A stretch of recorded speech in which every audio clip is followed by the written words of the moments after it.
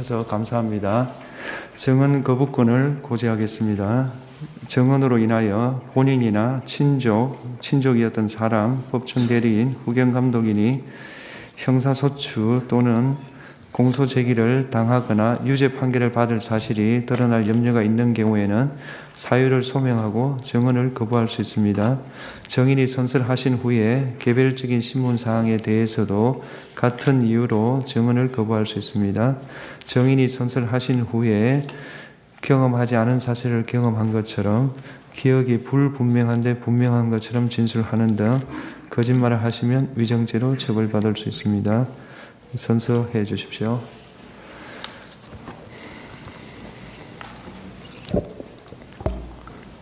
선서, 양심에 따라 숨김과 보탬이 없이 사실 그대로 말하고 만일 거짓말이 있으면 위증의 벌을 받기로 맹세합니다.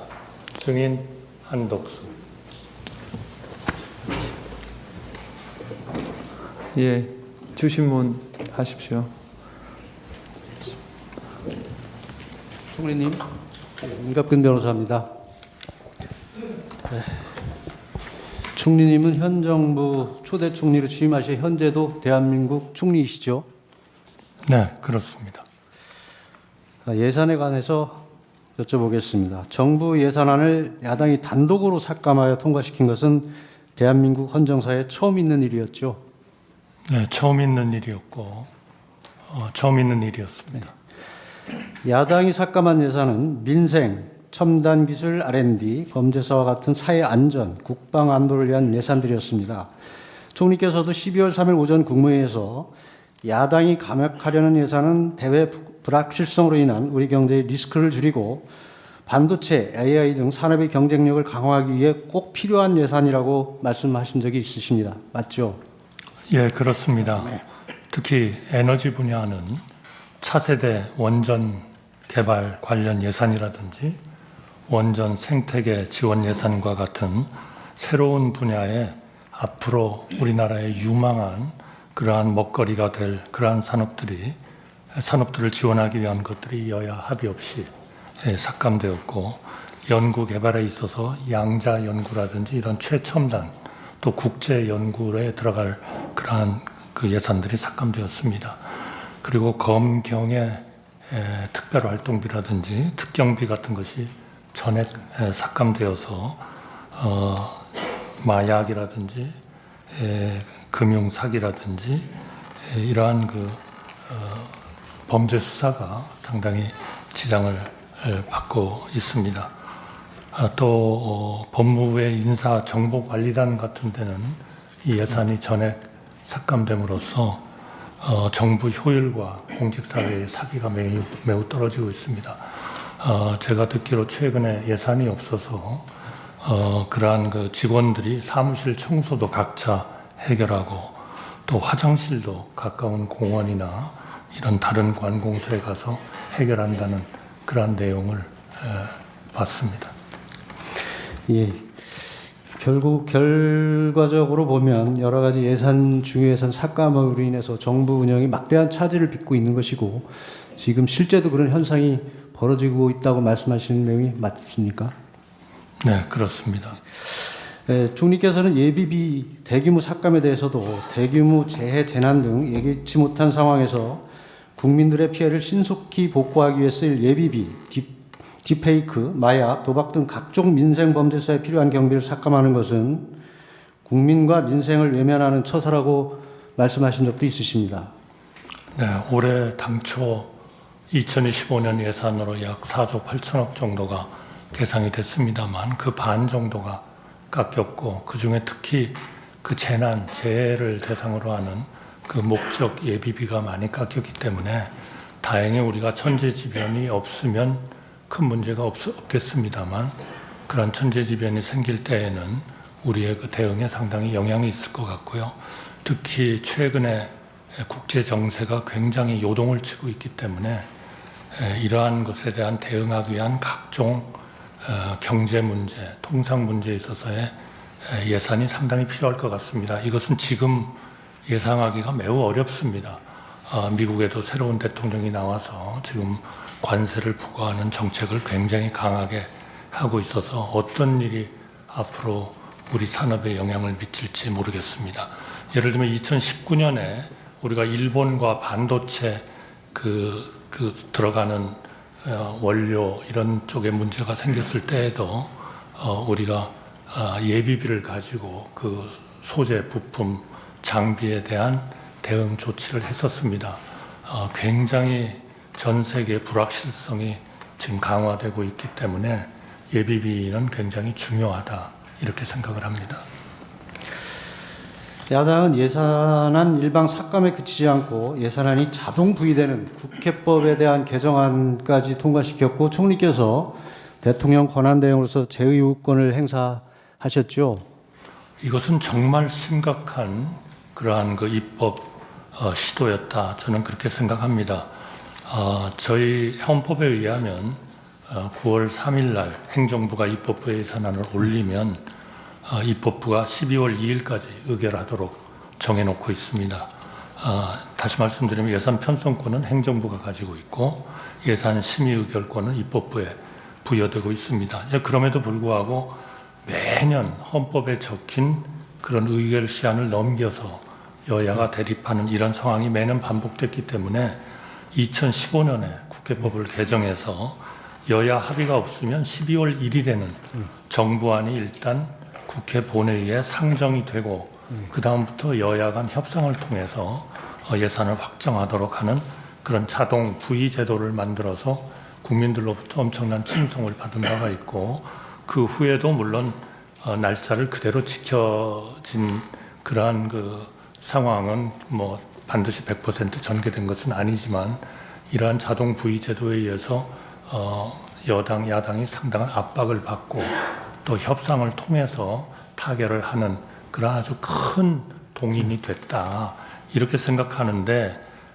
이거를 고쳐가지고 이런 그 자동 부의 제도를 변형시키려고 하는 이런 의도는 저희 정부로서는 어떤 정부가 들었든 이것은 정말 우리 재정 운영에 심각한 문제가 된다고 저희가 봤고요. 그래서 제가 권한대행이 된 지 며칠 안 된 때지만 이거는 정말 우리 헌법과 법률 그리고 우리 대한민국의 미래를 위해서 어떤 욕을 먹더라도 이거는 입법화되면 안 되겠다 하는 뜻에서 제의 요구를 했습니다. 물론 이러한 문제에 대해서 행정부가 입법부를 견제하는 하나의 방법으로서 저희가 제의 요구를 합니다만 국회는 국회대로 또 제 의결을 통해서 3분의 2 이상의 그러한 의결을 가지고 행정부가 행한 이러한 그 제의 요구를 말하자면 압도할 수가 있기 때문에 여기에 바로 입법부와 행정부 간의 하나의 삼권 분립에 의한 그런 견제와 균형이 이루어지고 있다 이렇게 생각합니다. 네, 총리께서 거부권을 행사한 이 국회법 개정안은 사실상 정부의 예산 편성권을 박탈하는 것으로서 극단적으로는 국회 입법 독재의 전형이라고 볼 수 있을 것 같습니다. 심각한 문제점을 가지고 있다고 생각하는데 총리께서도 동의하시는 것이죠? 네, 저는 물론 우리나라 또 자유민주주의의 기본인 다수결 또 우리 representative democracy라는 것이 정말 그거는 다수의 일방적인 이런 폭주라 할까요? 이런 것은 정말 민주주의의 기본은 아니다. 저는 그렇게 생각합니다. 일전에 영국의 세처 총리가 워싱턴에 가서도 민주주의의 가장 큰 암적 존재는 두 가지인데 하나는 포퓰리즘이고 또 하나는 이런 아주 절대적인 다자주의 이런 것이다 이런 얘기를 했습니다. 결국 이런 다자주의가 소수를 배려하고 우리 국민의 기본권을 신장시키고 대한민국이나 국가의 미래를 발전시키는 쪽으로 작동하지 않는다면 그거는 다수결 자체가 오히려 상당한 문제거리로 등장할 수 있다 이렇게 제기를 하는 그런 때가 있었고요. 또 사실 현실적으로 민주주의는 왜 붕괴하는가 하는 그런 책을 쓴 많은 분들도 결국 이런 다수결 일방적인 이러한 그 밀어붙이는 것에 의해서 국가의 정책이 왜곡되고 그리고 국민의 기본권, 권리, 삼권 분립 이런 것들이 제대로 이루어지지 못하는 것에 대한 경고를 계속 하고 있습니다. 이것은 굉장히 중요한 그런 일이다. 저는 증인으로서는 그렇게 생각합니다. 정부 주요 정책 실행을 위한 법안들에 대해서 야당이 발목을 잡아왔던 일들과 관련해서 여쭙겠습니다. 여러 가지 법안들에 대해서 특히 방사능 수출을 위해서는 국회의 동의를 받아야 한다는 등의 법률, 이런 법률들이 있었습니다. 총리께서 문제라고 생각하시는 대표적인 법안들을 말씀해 주실 수 있겠습니까? 예, 결국 우리 대한민국의 미래는 결국 첨단 산업과 그리고 에너지, 방산, 그리고 신재생 에너지 이런 부분들이 될 걸로 생각을 합니다. 물론 그 이외에 지금 우리나라가 뻗어나가는 문화라든지 뭐 여러 가지 분야들이 있습니다만 세계 G6, G7 이런 쪽으로도 우리가 상당히 넘나볼 수 있다 하는 것이 뭐 최근에 우리 분위기인데요. 이런 첨단과 연관되면 결국 반도체, AI 이런 쪽에 대한 지원을 좀 획기적으로 해야 되고 또 풍부한 이런 에너지를 저희가 확보할 수 있어야 되고 그것도 탄소 배출을 줄이는 원전, 신재생 에너지, 풍력, 뭐 태양광 이런 쪽을 저희가 굉장히 발전을 시켜야 되는데요. 그런 것들에 지금 큰 하나의 애로가 되고 있는 것들이 결국 우리 원전을 확장하기 위한 고준위 방패장 특별법 이런 것들이 만들어져야 전 세계적으로 이 원전이 하나의 국제적인 그 파이낸싱을 받는 그러한 하나의 산업으로서 등장할 수가 있는데 이것이 저희한테 굉장히 오랜 동안 지체가 되어 왔고요. 또 특히 이런 그 발전을 하게 되면 전력을 송배전을 해야 되는데 최근에 이런 이 국민들의 저항이라든지 이런 것들이 예전과 또 다른 차원에서 이 문제를 저희가 좀 대응을 해야 되는 상황이 돼서 이런 전력망을 획기적으로 확대하기 위한 전력망 특별법 이것이 반드시 저희가 필요한 그런 상황이었고요. 그리고 신재생 에너지를 위해서는 해상 풍력 같은 것이 중요한데 우리가 비교적 해상 풍력이 풍부하기 때문에 그러나 이 해상 풍력은 굉장히 많은 규제를 동반할 수밖에 없습니다. 이 규제들을 좀 완화시키고 또 국가가 이런 그 해상 풍력 단지를 만들어서 적극적으로 그 해상 풍력을 하는 분들이 저항을 덜 받고 또 주민들에게도 도움이 되는 이러한 풍력을 확대할 수 있는 그러한 그 특별법이 꼭 필요한데 이런 것들이 상당히 오랜 동안 어려웠습니다. 저도 4월 그 2024년 4월에 새 국회가 선거가 있었고 구성이 그 후에 몇 개월 뒤에 됐습니다만 어떻게든 이 해상풍력특별법하고 그 고준위 방패장 특별법을 같이 엮어서 좀 통과시킬 수 있도록 제가 야당 원내대표께도 전화도 드리고 위원장들께도 전화를 드리고 굉장히 열심히 노력을 했습니다. 상당 부분 접근이 됐습니다만 결국 아직까지도 그것이 굉장히 더디게 이렇게 진행이 되다가 최근에 와서 관련 위원회들을 좀 통과되는 그러한 그 상황이 있습니다. 특히 첨단 관련돼서 반도체 특별법 이거는 결국 고소득 연구직에 대해서는 52시간 그 근로시간 제한을 조금 완화시키자. 지금 전 세계는 이 반도체 경쟁을 위해서 중국도 그렇고 모든 나라들이 좀 비교적 그 노동 이런 규정을 좀 완화시키는 이런 경향으로 다 가고 있기 때문에 우선 반도체에 대해서는 연구를 하는 이 고소득을 올리는 이런 분들에 대해서는 좀 그 노동 규정을 좀 완화시키자 하는 것들을 굉장히 오랫동안 얘기를 했고 상당히 가까이 가는 듯 하다가 최근에 또다시 어려워지는 것 같아서 최근에 우리 정부가 임명한 투자 그 순회대사라든지 이런 분들의 기본적인 강점은 주장하는 점은 외국에서 가장 우리 산업 발전과 연관돼서 걱정하는 것이 노동 시장의 유연성이다. 특히 그 근로자들이 원한다면 그거는 조금 자율로 해서 소득도 더 올리고 또 R&D도 더 할 수 있는 그러한 유연성을 주지 않는 그런 국가의 첨단 산업을 갖다가 투자를 외국에서 마음대로 하기는 굉장히 힘든 거 아니냐 하는 이러한 그 원활한 노사 문제라는 것이 어제 오늘의 일은 아닙니다만은 굉장히 심각한 문제인데요. 최근에 우리 그 당의 고위직에 계신 분들도 상당히 접근을 하다가 다시 또 힘들어지는 것 같아서 정말 걱정입니다. 반면에 그 야당에서는 그 일방적으로 통과시킨 법률들이 유연성 또 국익 침해 가능성 등에 대해서 총리께서도 검토를 하셨고 그중 일부에 대해서는 직접 대통령에게 제2요구권 행사를 권유하기도 한 것으로 알고 있습니다. 대표적인 위헌적인 법률로 양곡관리법이 있었는데 맞는지요?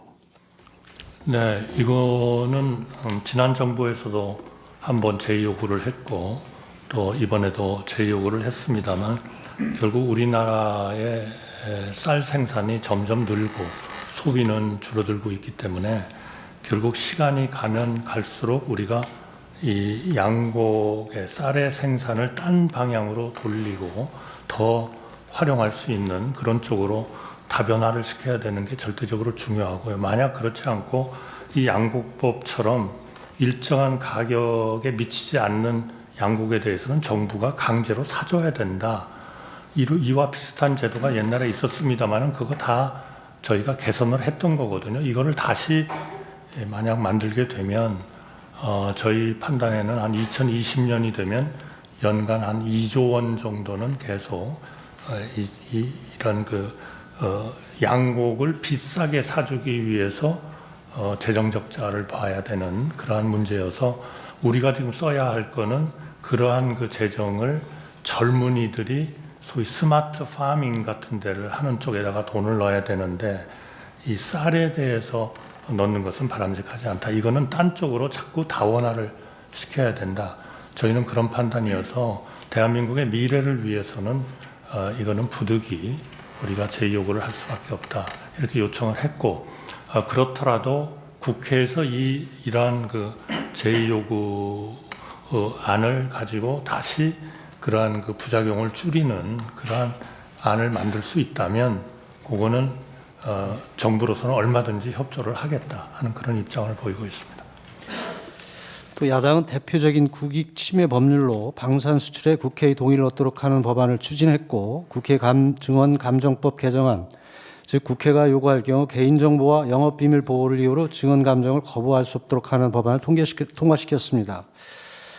이런 국회 증언 감정법 개정안에 대해서 정치권, 우리 기업들, 우리나라에 투자한 외국 기업들, 경제단체들은 중국 등의 기술 탈취가 점점 더 심해지는 상황에서 사실상 중국의 기술을 팔아넘기는 것 같다는 우려를 표하였습니다. 총리께서도 같은 생각을 하십니까? 네, 동의하고요. 그것 때문에 지금 증언 감정에 관한 법률도 일단 제2요구를 한 상태입니다.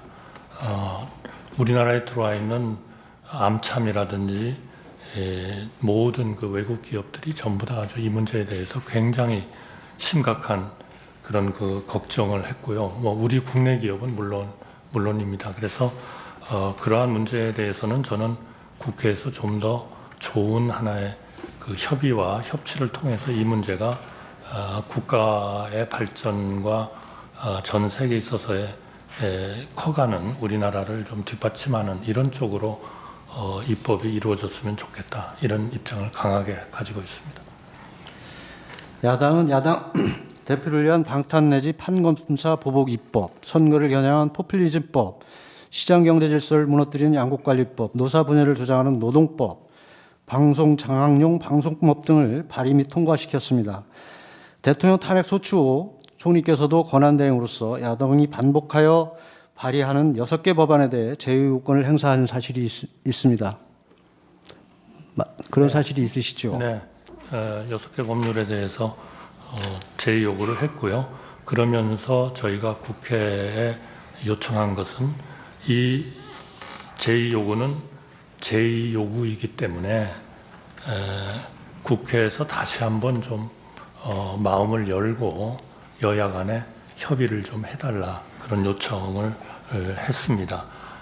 결국 그 제의 요구라는 것은 결국 견제와 균형을 통해서 최선의 지혜와 공익을 추구하도록 설계된 하나의 자유민주주의의 제도이기 때문에 이 어떤 국가가 어떤 일방적인 힘에 의해서 극단으로 이렇게 치닫지 않도록 우리 헌법이 마련해준 다양한 제도 중 하나라고 믿고 있고, 또 국회는 국회대로 국회의 그 법안을 통과시킨 그 당이나 국회의원님들의 입장에서 반드시 필요하다고 생각하면 또다시 재의결을 통해서 정부가 재요구한 것을 오버룰할 수가 있는 거기 때문에 그러한 하나의 자유민주주의 제도의 핵심 제도로서 자리 잡고 있다 이렇게 생각합니다.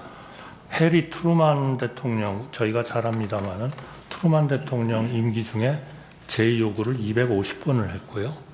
드와이트 아이젠하워 대통령은 181번, 프랭클린 루스벨트 대통령은 635번, 그리고 가장 그 여야 협치에 있어서 탁월하다고 생각하는 로널드 레이건 대통령은 78회 제의요구를 한 적이 있습니다. 저희가 지금까지 행사한 제의요구는 지금까지 모든 정부가 과거 우리 대한민국 정부가 행한 제의요구를 합친 것보다도 아마 더 많지 않나 이렇게 생각이 들어서 앞으로 좀 더 우리 헌법과 법률과 대한민국의 미래를 위한 그러한 국회에 있어서의 입법 협치가 좀 꼭 필요하다 이렇게 말씀드리고 싶습니다.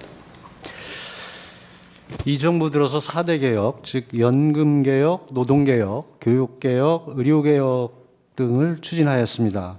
연금개혁의 경우 우리 사회가 초고령화 사회에 직면하여 노후 및 청년 미래가 걸린 시급한 핵심 과제였는데, 정부가 제시한 개혁안, 여당이 제시한 국회 연금개혁 특위 구성 모두 야당이 거부한 사실이 있습니다. 알고 계십니까? 네, 지금 뭐 그걸 가지고 우선 그 모수개혁이라고 합니다만 저희가 몇 퍼센트 연금을 받고 은퇴를 했을 때 몇 퍼센트 그 평생 소득의 몇 퍼센트를 이자로 주는 하나의 그 보상으로 주느냐 하는 이제 그런 것들에 의해서 연금의 재정 상태가 결정이 되기 때문에 우선 그것부터 하고 나머지를 하자 하는 얘기도 물론 있고요. 그러나 연금이라는 것을 모수개혁만을 가지고 하기에는 사실 소위 연금이 파산하는 그러한 기간이 한 7년 정도 연기되는 것밖에는 안 됩니다. 그렇기 때문에 거기에 그 선진국들이 쓰고 있는 그러한 제도를 같이 제도적 개혁을 같이 해야 그래도 몇십 년 정도 갈 수 있는 그런 연금 개혁이 될 수 있다 해서 굉장히 중요한 하나의 그런 과제인데요. 저는 그러한 그 모수 개혁을 먼저 하는 것도 하나의 방법은 되겠습니다만은 아마 모수 개혁을 일단 하고 나면 연금을 그런 더 좀 힘들고 어려운 이 구조 개혁을 하는 것은 아마 물 건너 가버릴 것이다. 저는 그렇게 생각합니다. 그렇기 때문에 그런 것들은 연금 특별위원회 같은 걸 만들어서 우리 국민들의 의견을 충실히 소위 수용해 가면서 우리 국민들의 컨센서스를 이루어 가지고 정치권이 이 문제를 하여튼 해결을 해내야 된다. 저는 그렇게 생각합니다. 야당에 의해 가로막힌 주요 추진 민생 법안을 보면 반도체 산업 지원 강화를 위한 반도체 특별법, 기업 밸류 프로그램의 일환인 조세 특례 제한법과 상법 개정안, 과도한 국민 부담을 완화하기 위한 상속 증여세법 개정안, 국가 전력망 확충을 위한 첨단 에너지 3법, 국가 안보 등 국익 보호를 위해 간첩행위 대상을 확대하는 형법 개정안, 아이돌봄 지원법, 지역균형 발전법 등이 있었는데 모두 야당의 반대 내지 비협조로 실행하지 못한 것이 사실입니까? 네, 뭐 그런 측면이 있습니다만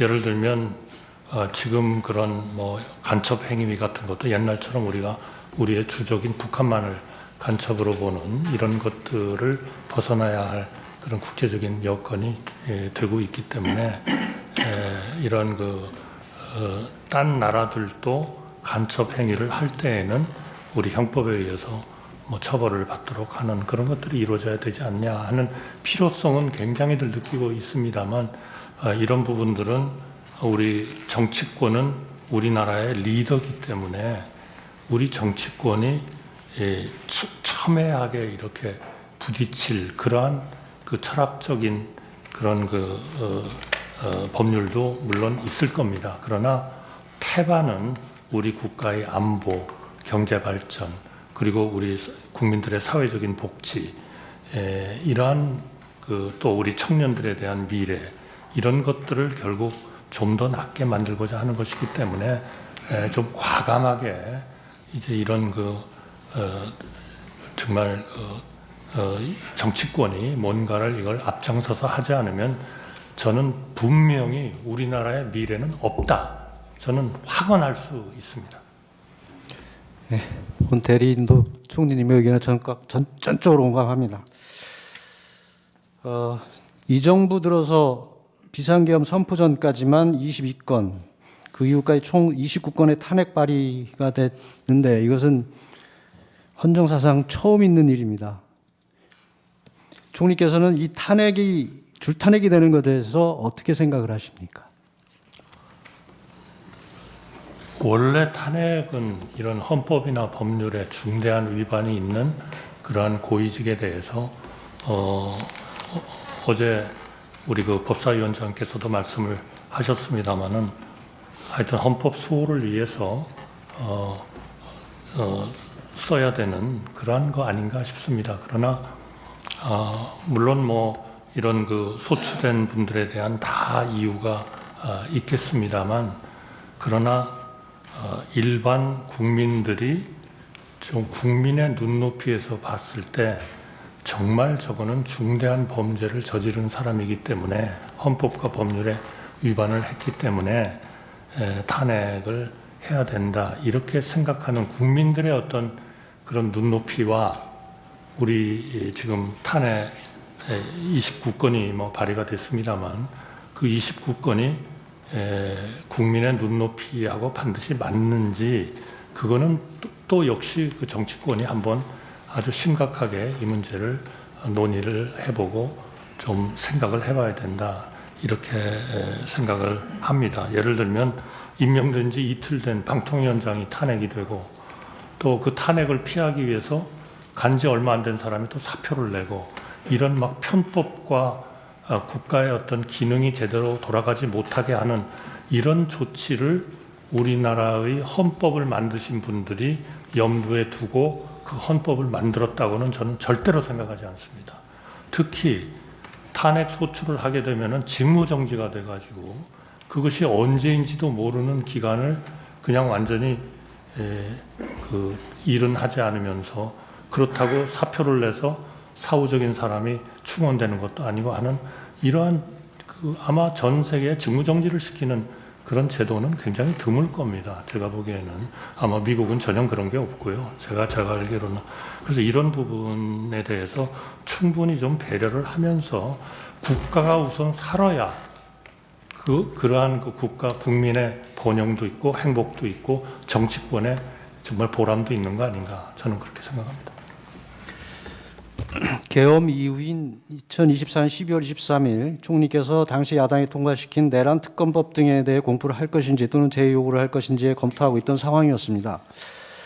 그날 오전 더불어민주당 원내대변인이 당시 국무위원이 공석인 국방, 행안, 여가부 장관 제외 총원이 16명인데 박성재 법무부 장관이 직무정지 상태라 15명이다. 만약 이 중 5명을 탄핵시켜버리면 국무회의가 의결을 못한다. 국무회의는 3분의 2로 의결을 하도록 되어 있어서 5명을 더 탄핵하면 아예 의결이 안 된다. 국무회의가 돌아가지 않으면 지금 올라간 법안들은 자동으로 발효된다. 여기까지도 고민하고 따져봐야 하는 아주 중요한 시점이라고 했던 사실이 있습니다. 알고 계십니까? 네, 알고 있고요. 의결을 따지기에 앞서서 우리 헌법은 국무위원의 숫자를 15인 내지 30인으로 규정하고 있습니다. 지금 탄핵 정지된 분들을 빼고 나면 16인입니다. 이제 거기에 두 사람만 무슨 일이 있어가지고 아웃돼 버리면 국무회의가 없어지는 겁니다.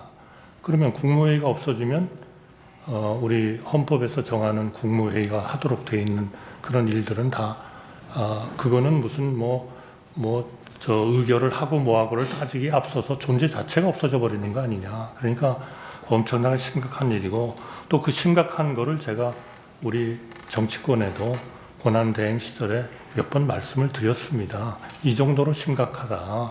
근데 아직까지 특별한 조치가 없어서 정말 대단히 유감입니다. 다수 의석을 가진 정당이 탄핵 제도를 악용하여 국무회의 구성 자체를 하지 못하도록 하는 것은 사실상 삼권 분립의 한 축인 입법부가 다른 한 축인 행정부를 견제를 넘어 장악하려는 의도를 노골적으로 드러낸 것인데, 이러한 탄핵 제도의 악용이 과연 국회의 정당한 권한 행사이고 국정을 마비시키는 행위도 아니고 헌법과 국민 이익에 반하는 헌정질서 문란 행위가 아니라고 할 수 있겠습니까?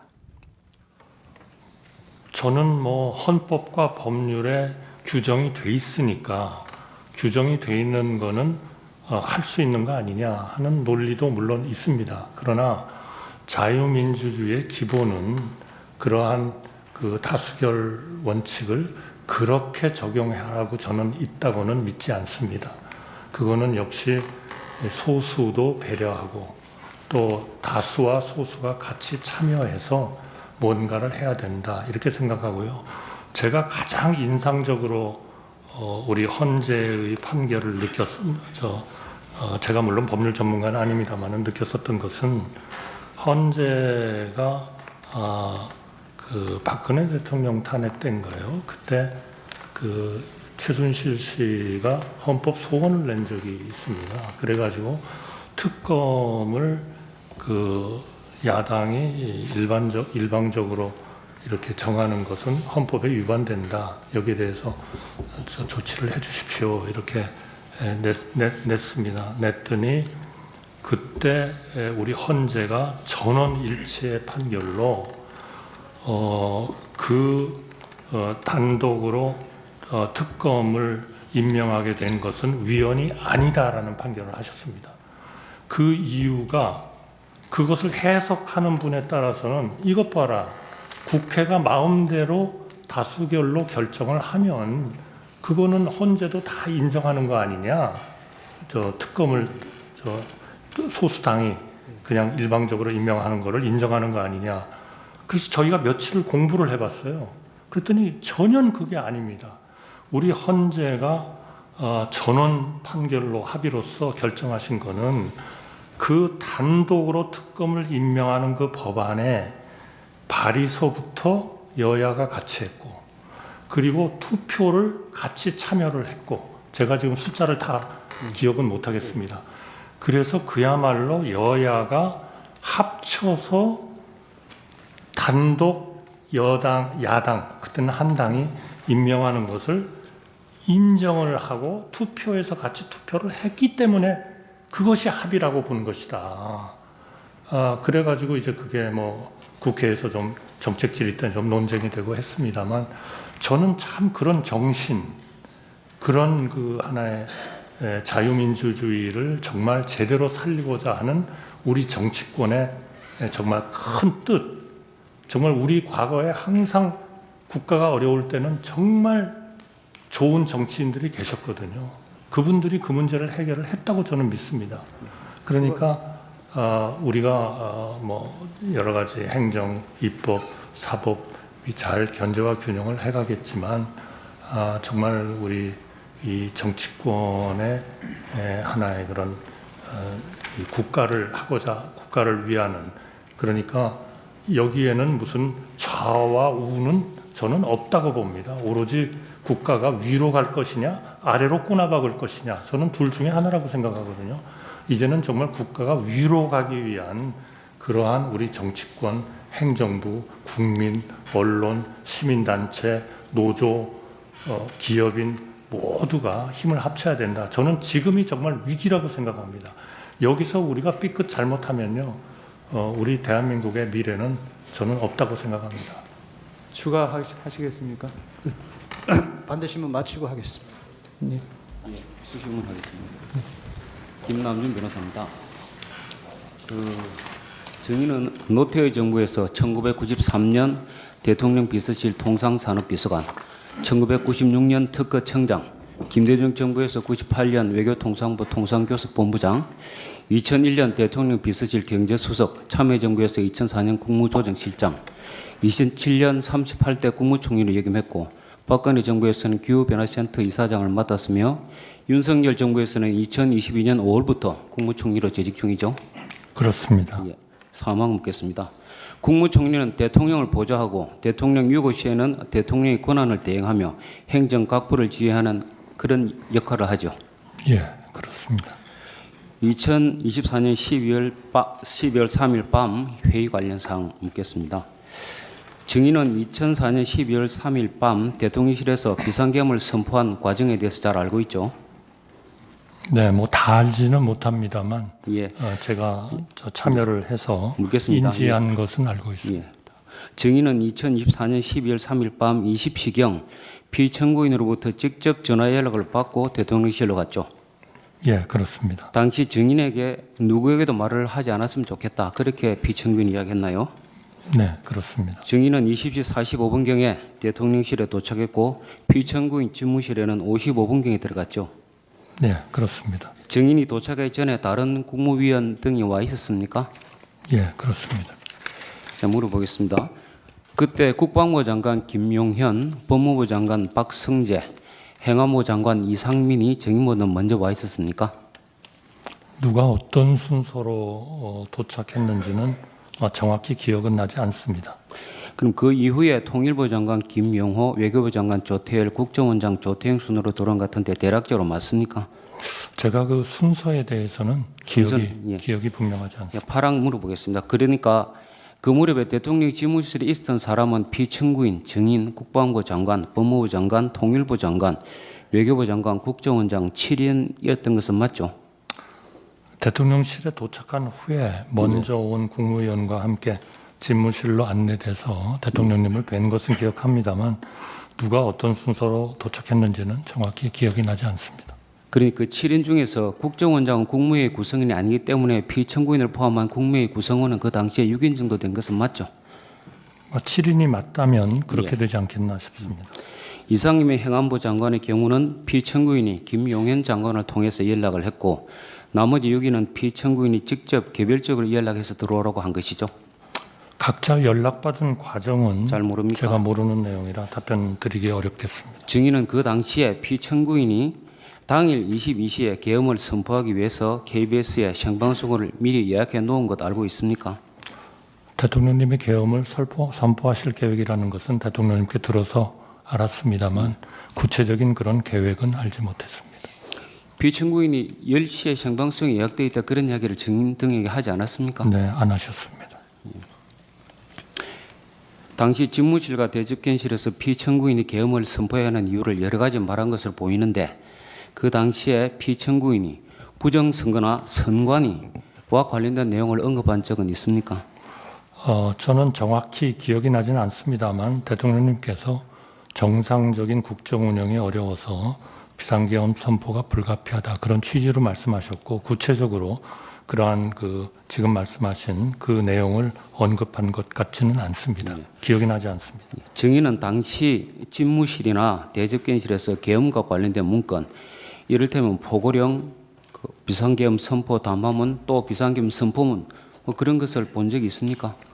저는 계엄 선포 당일 대통령실에서 계엄과 관련된 문건을 보거나 받은 기억이 없습니다. 갑 158호증 2025년 2월 6일자 국회 국정조사특별위원회 회의록 20적 제시하겠습니다. 2024년 12월 6일자 국회 비상계엄 특위에서 증인에게 부성찬 의원이 비상계엄 선포문을 본 적이 있는 거 질의를 하자 증인이 비상계엄이 선포되는 당시에는 제가 전혀 인지를 하지 못했고요. 비상계엄 해제 국무회의를 마치고 사무실로 출근하여 제 양복 뒷주머니에 있는 것을 알았습니다. 이렇게 진술한 사실 있죠? 예. 비상계엄 선포문을 어떻게 소작이 됐는지 그 경위가 전혀 기억이 나지 않습니까? 그 접어서 주머니에 넣은 것으로 진술하시던데. 네, 소지 경위는 전혀 기억이 나지 않습니다. 그 자리에서 받지 않았으면 그 받을 수 없는 문건 아니겠습니까?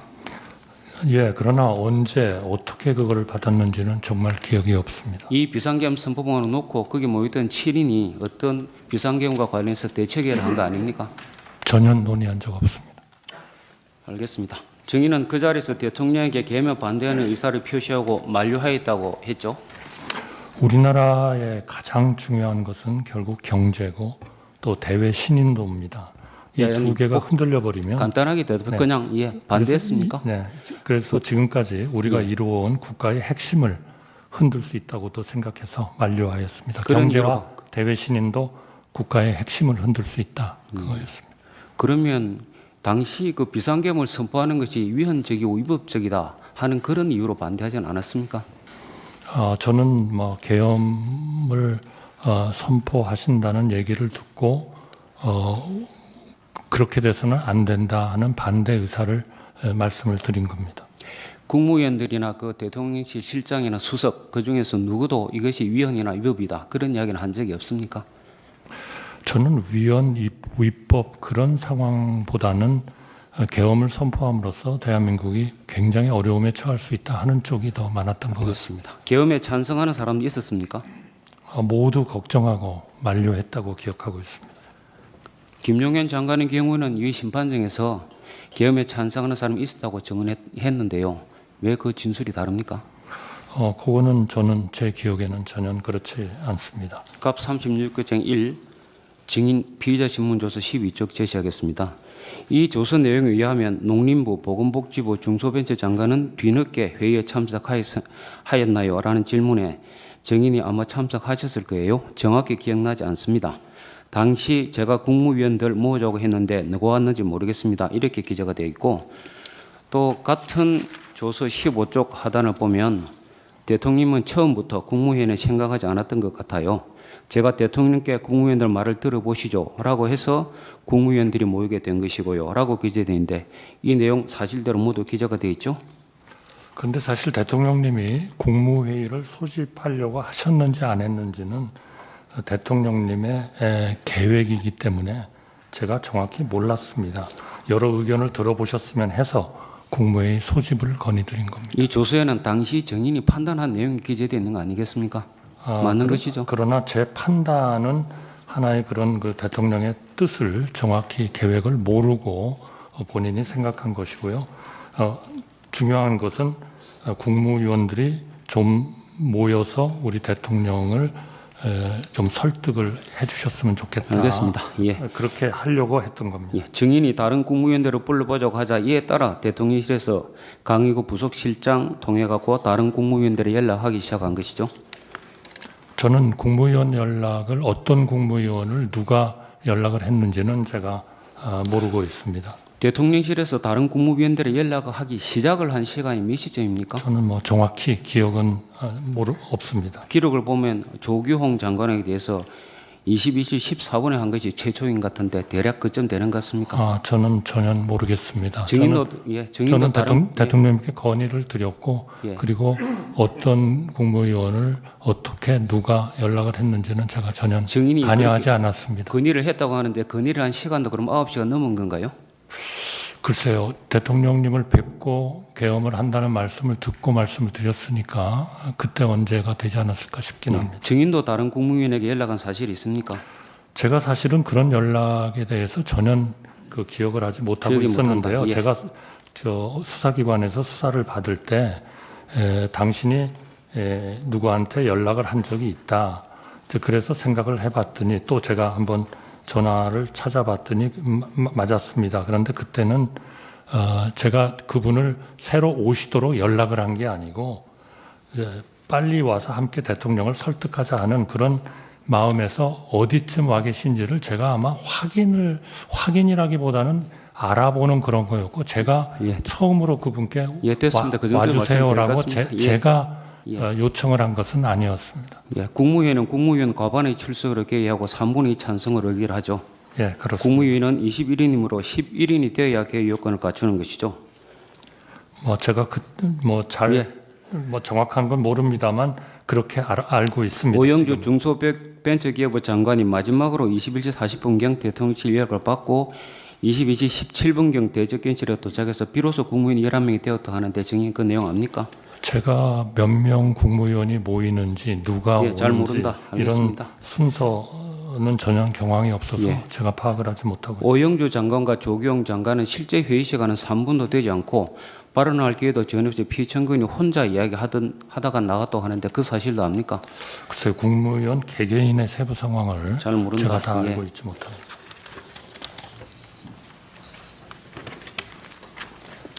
다음 묻겠습니다. 계엄 선포를 위한 방송까지 당일 10시로 예약되어 있는 것으로 보아서 피청구인은 계엄을 선포하는 과정에서 국무회의를 거칠 의사가 없어서 명백해 보이는데 당시 정인도 피청구인이 국무회의를 거칠 의사가 없는 것으로 판단한 것은 맞는 것이죠? 글쎄요, 아까 말씀드린 것처럼 대통령님께서 예, 알겠습니다. 마음속으로 하신 생각을 제가 증거도 없이 속단해서 말씀드리는 것은 좀 적절하지 추가로 않다고 물어보겠습니다. 생각합니다. 본건 외에 국무회의를 대통령실 2층이 아닌 5층 대접변실에서 개최한 적이 있었습니까?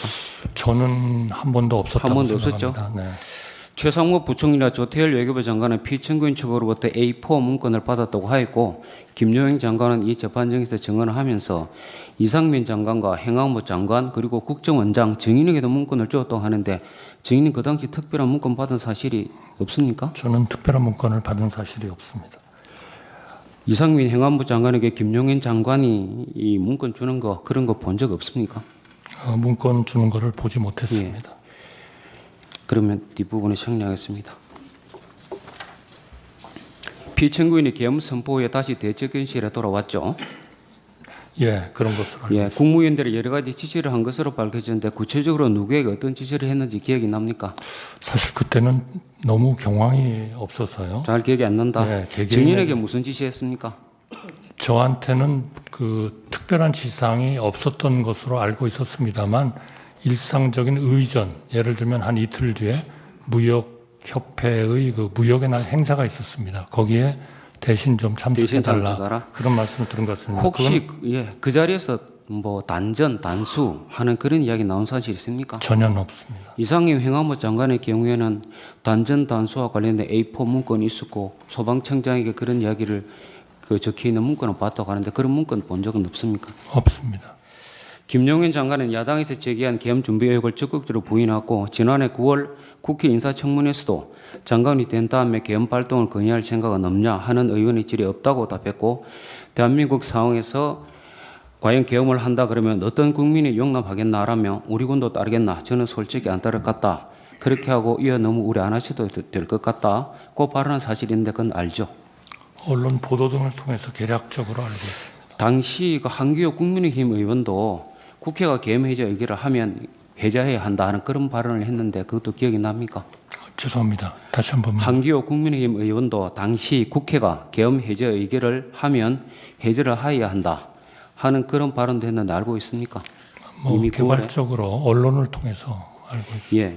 또 지난해 10월 국회입니다. 국회 법제사법위원회 국정감사에서 또 김용현 장관이 야당의 계엄 의혹 추궁에 대해서 계엄이 발령되고 나면 국회에서 해제할 수 있는 권한이 보장돼 있다. 이런 것들이 다 되어 있는데도 불구하고 계엄하시는 것에 대해 이해가 잘 안 간다 발언했는데 이 사실도 알고 있습니까? 그 언론 보도를 통해서 개략적으로 알고 있습니다. 비상계엄 선포를 할 당시 12월 3일 국무위원 등이 국회가 계엄 해제 결의를 할 경우 어떻게 할 것인지 피청구인에게 물어보거나 의견을 말한 사람이 없었습니까? 그런 말씀은 듣지 못했습니다.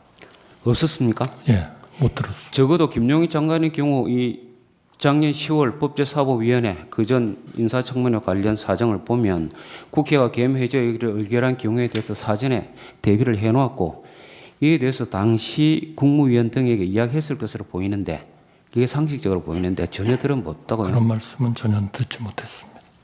그런 조치를 미리 그에게 계엄 해제 의결할 경우 조치를 하고 그래서 군대를 뭐 넣으면 된다 그런 얘기 한 적 네, 없습니까? 듣지 못했습니다. 비상계엄 해제 이후의 상황에 대해서 묻겠습니다. 국회 계엄 해제 의결은 2024년 12월 4일 1시 3분에 있었죠.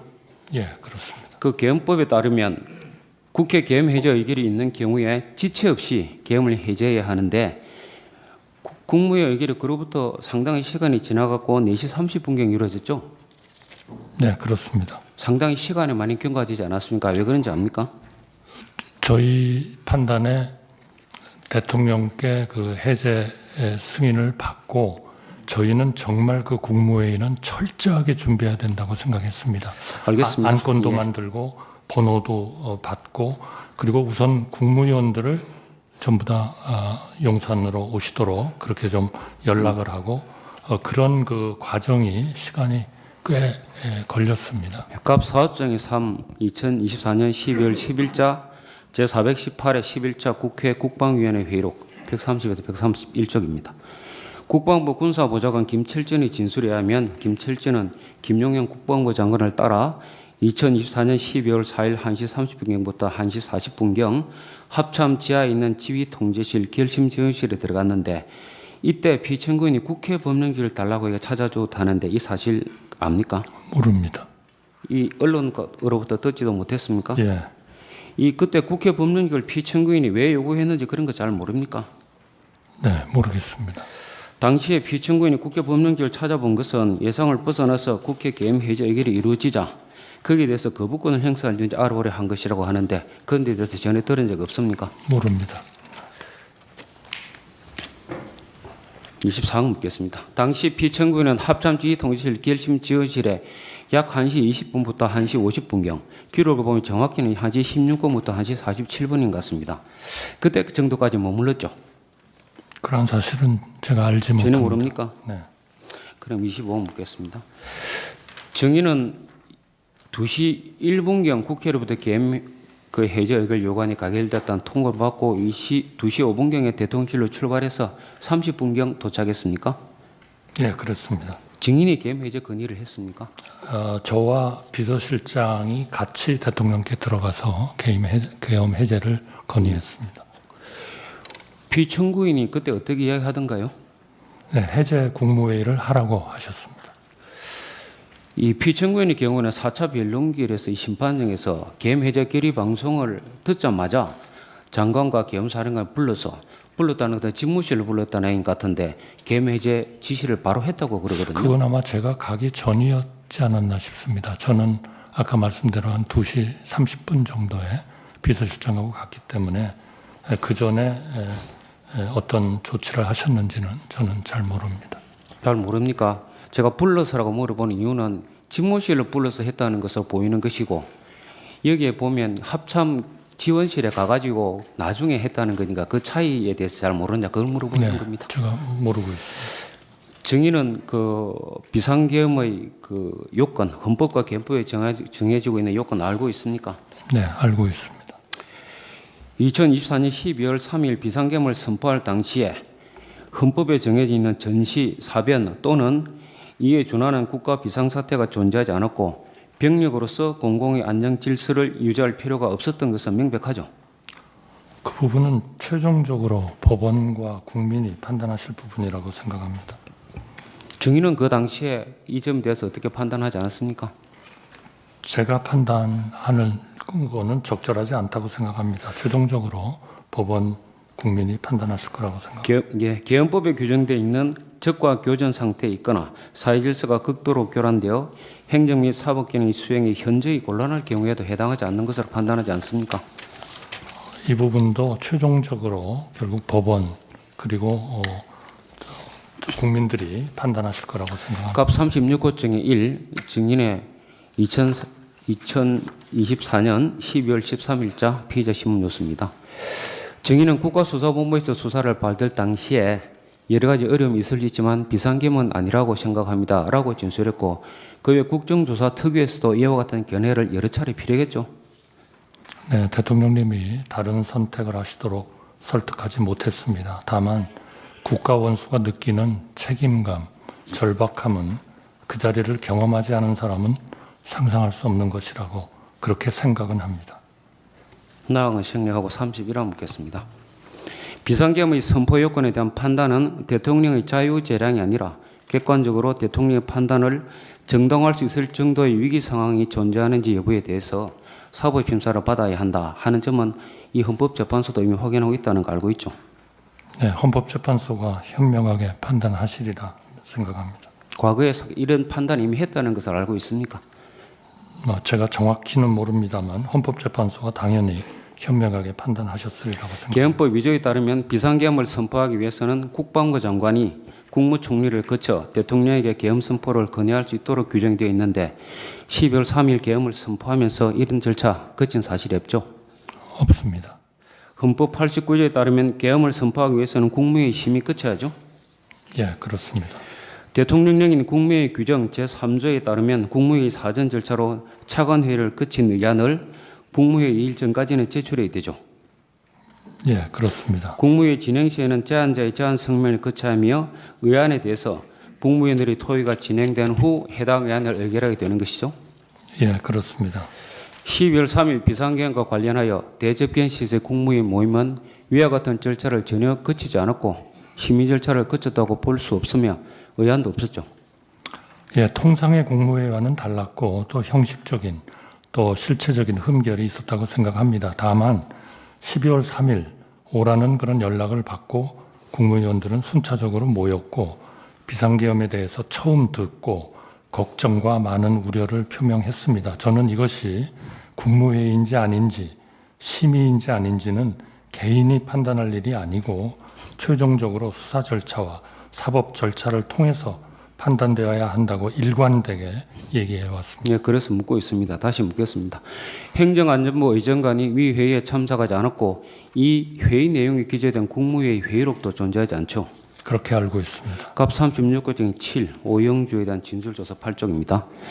대주견실에 마지막으로 도착한 사람이 오영주 장관인데 이분은 제가 도착해서 자리에 앉자마자 대통령께 눈인사를 하려고 했는데 인사도 못 드렸고 들어왔을 때 대통령이 무슨 얘기를 하고 있었습니다. 당시 대통령부터 들은 내용이 전혀 없습니다. 라고 말한 거죠. 그렇게 기재되어 있습니다. 즉 이 11명 성원이 되지도 않은 상태에서 회의가 개시된 거 아닙니까? 제가 그 부분은 잘 알지 못합니다. 잘 모릅니다. 갑 36호 6 조규용에 대한 진술조서 9쪽 제시하겠습니다. 조규용 보건복지부 장관의 경우는 저는 늦어서 안건이 무엇인지도 몰랐습니다. 출력물이 없어서 안건이 몰랐다 그렇게 했고 저는 대통령의 담화문을 보고 나서야 그 회의가 계엄에 관한 회의인 줄 알게 된 것입니다.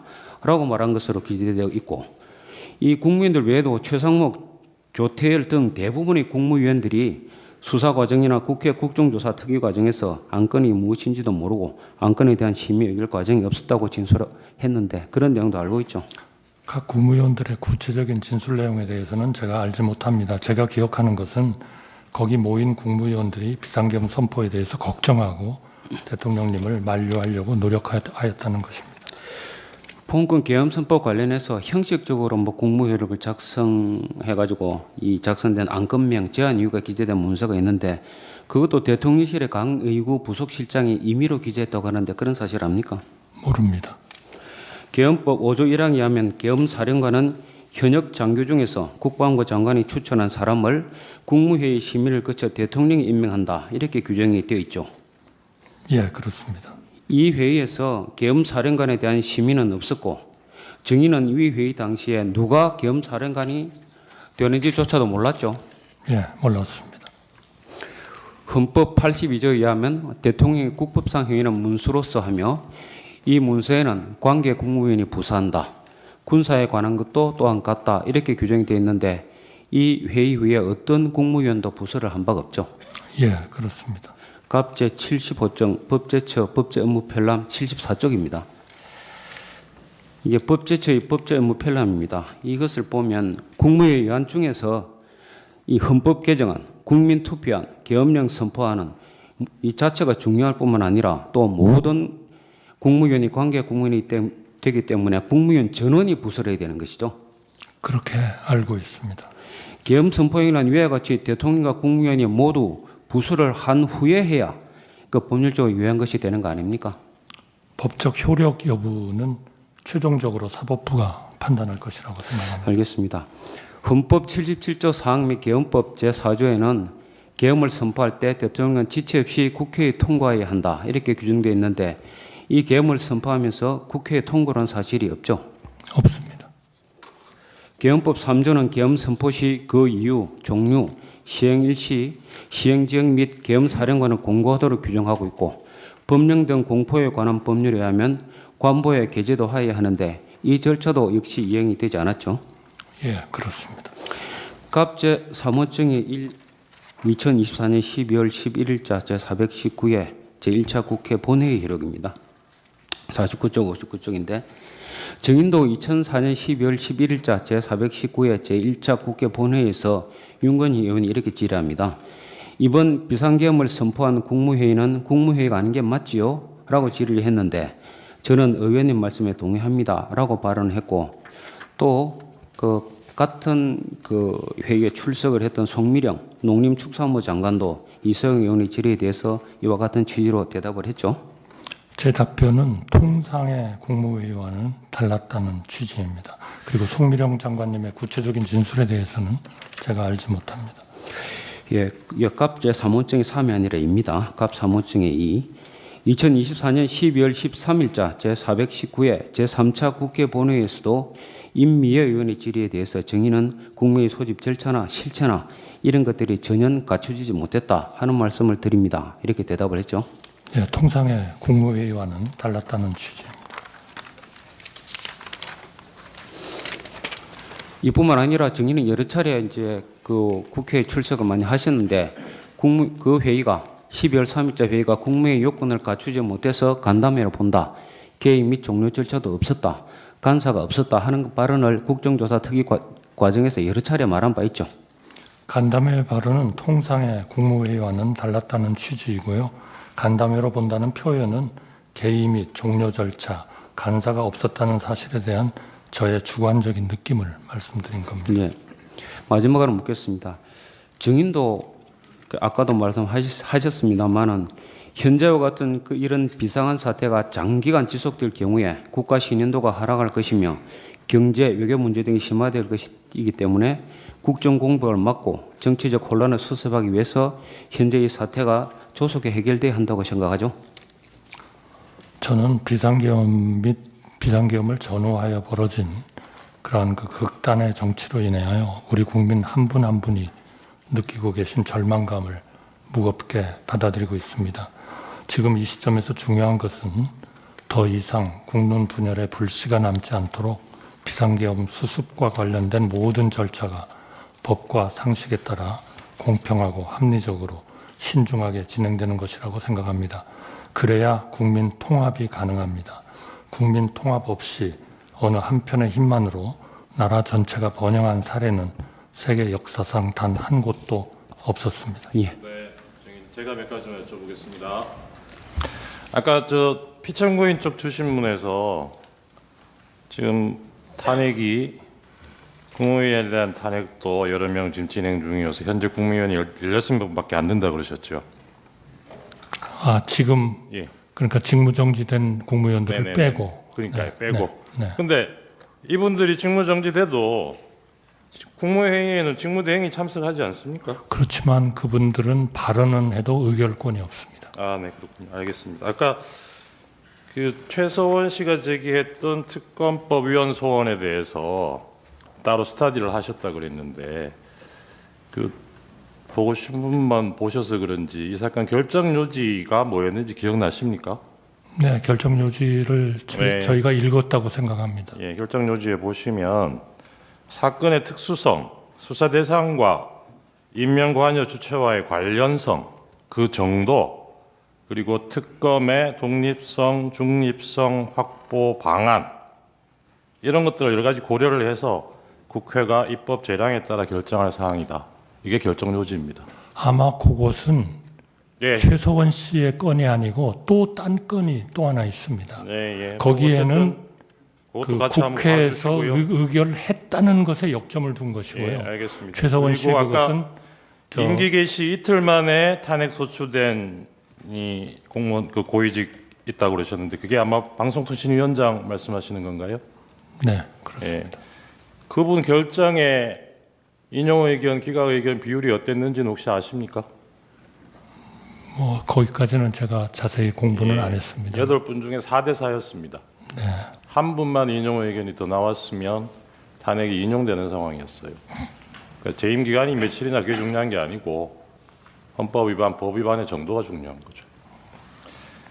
그리고 탄핵 소추만으로 직무 정지되는 것에 대해서 아까 탄핵 남발 관련해서 답변을 이런 입법례도 잘 없는 것 같고 의문이라는 취지로 말씀을 하셨는데 지금 피청구인이 이 계엄 사태로 지금 탄핵 소추된 거 보고도 그 생각이 같은 생각이십니까? 죄송합니다. 제가 지금 뒷부분을 잘 못. 피청구인 같은 경우에 지금 내란죄로 기소되어 있는 이런 사안에 대해서도 탄핵 소추되고도 그 자리에 직무정지 안 시키고 그 자리에 두는 게 맞다고 생각하세요? 글쎄요. 제가 그 문제에 대해서 판단을 할 자리에 있지는 않다고 생각합니다. 네, 이상입니다. 네, 추가 질문하십시오. 제가 그 추가 신문 전에 잠깐 의견을 한 가지 말씀을 좀 드리겠습니다.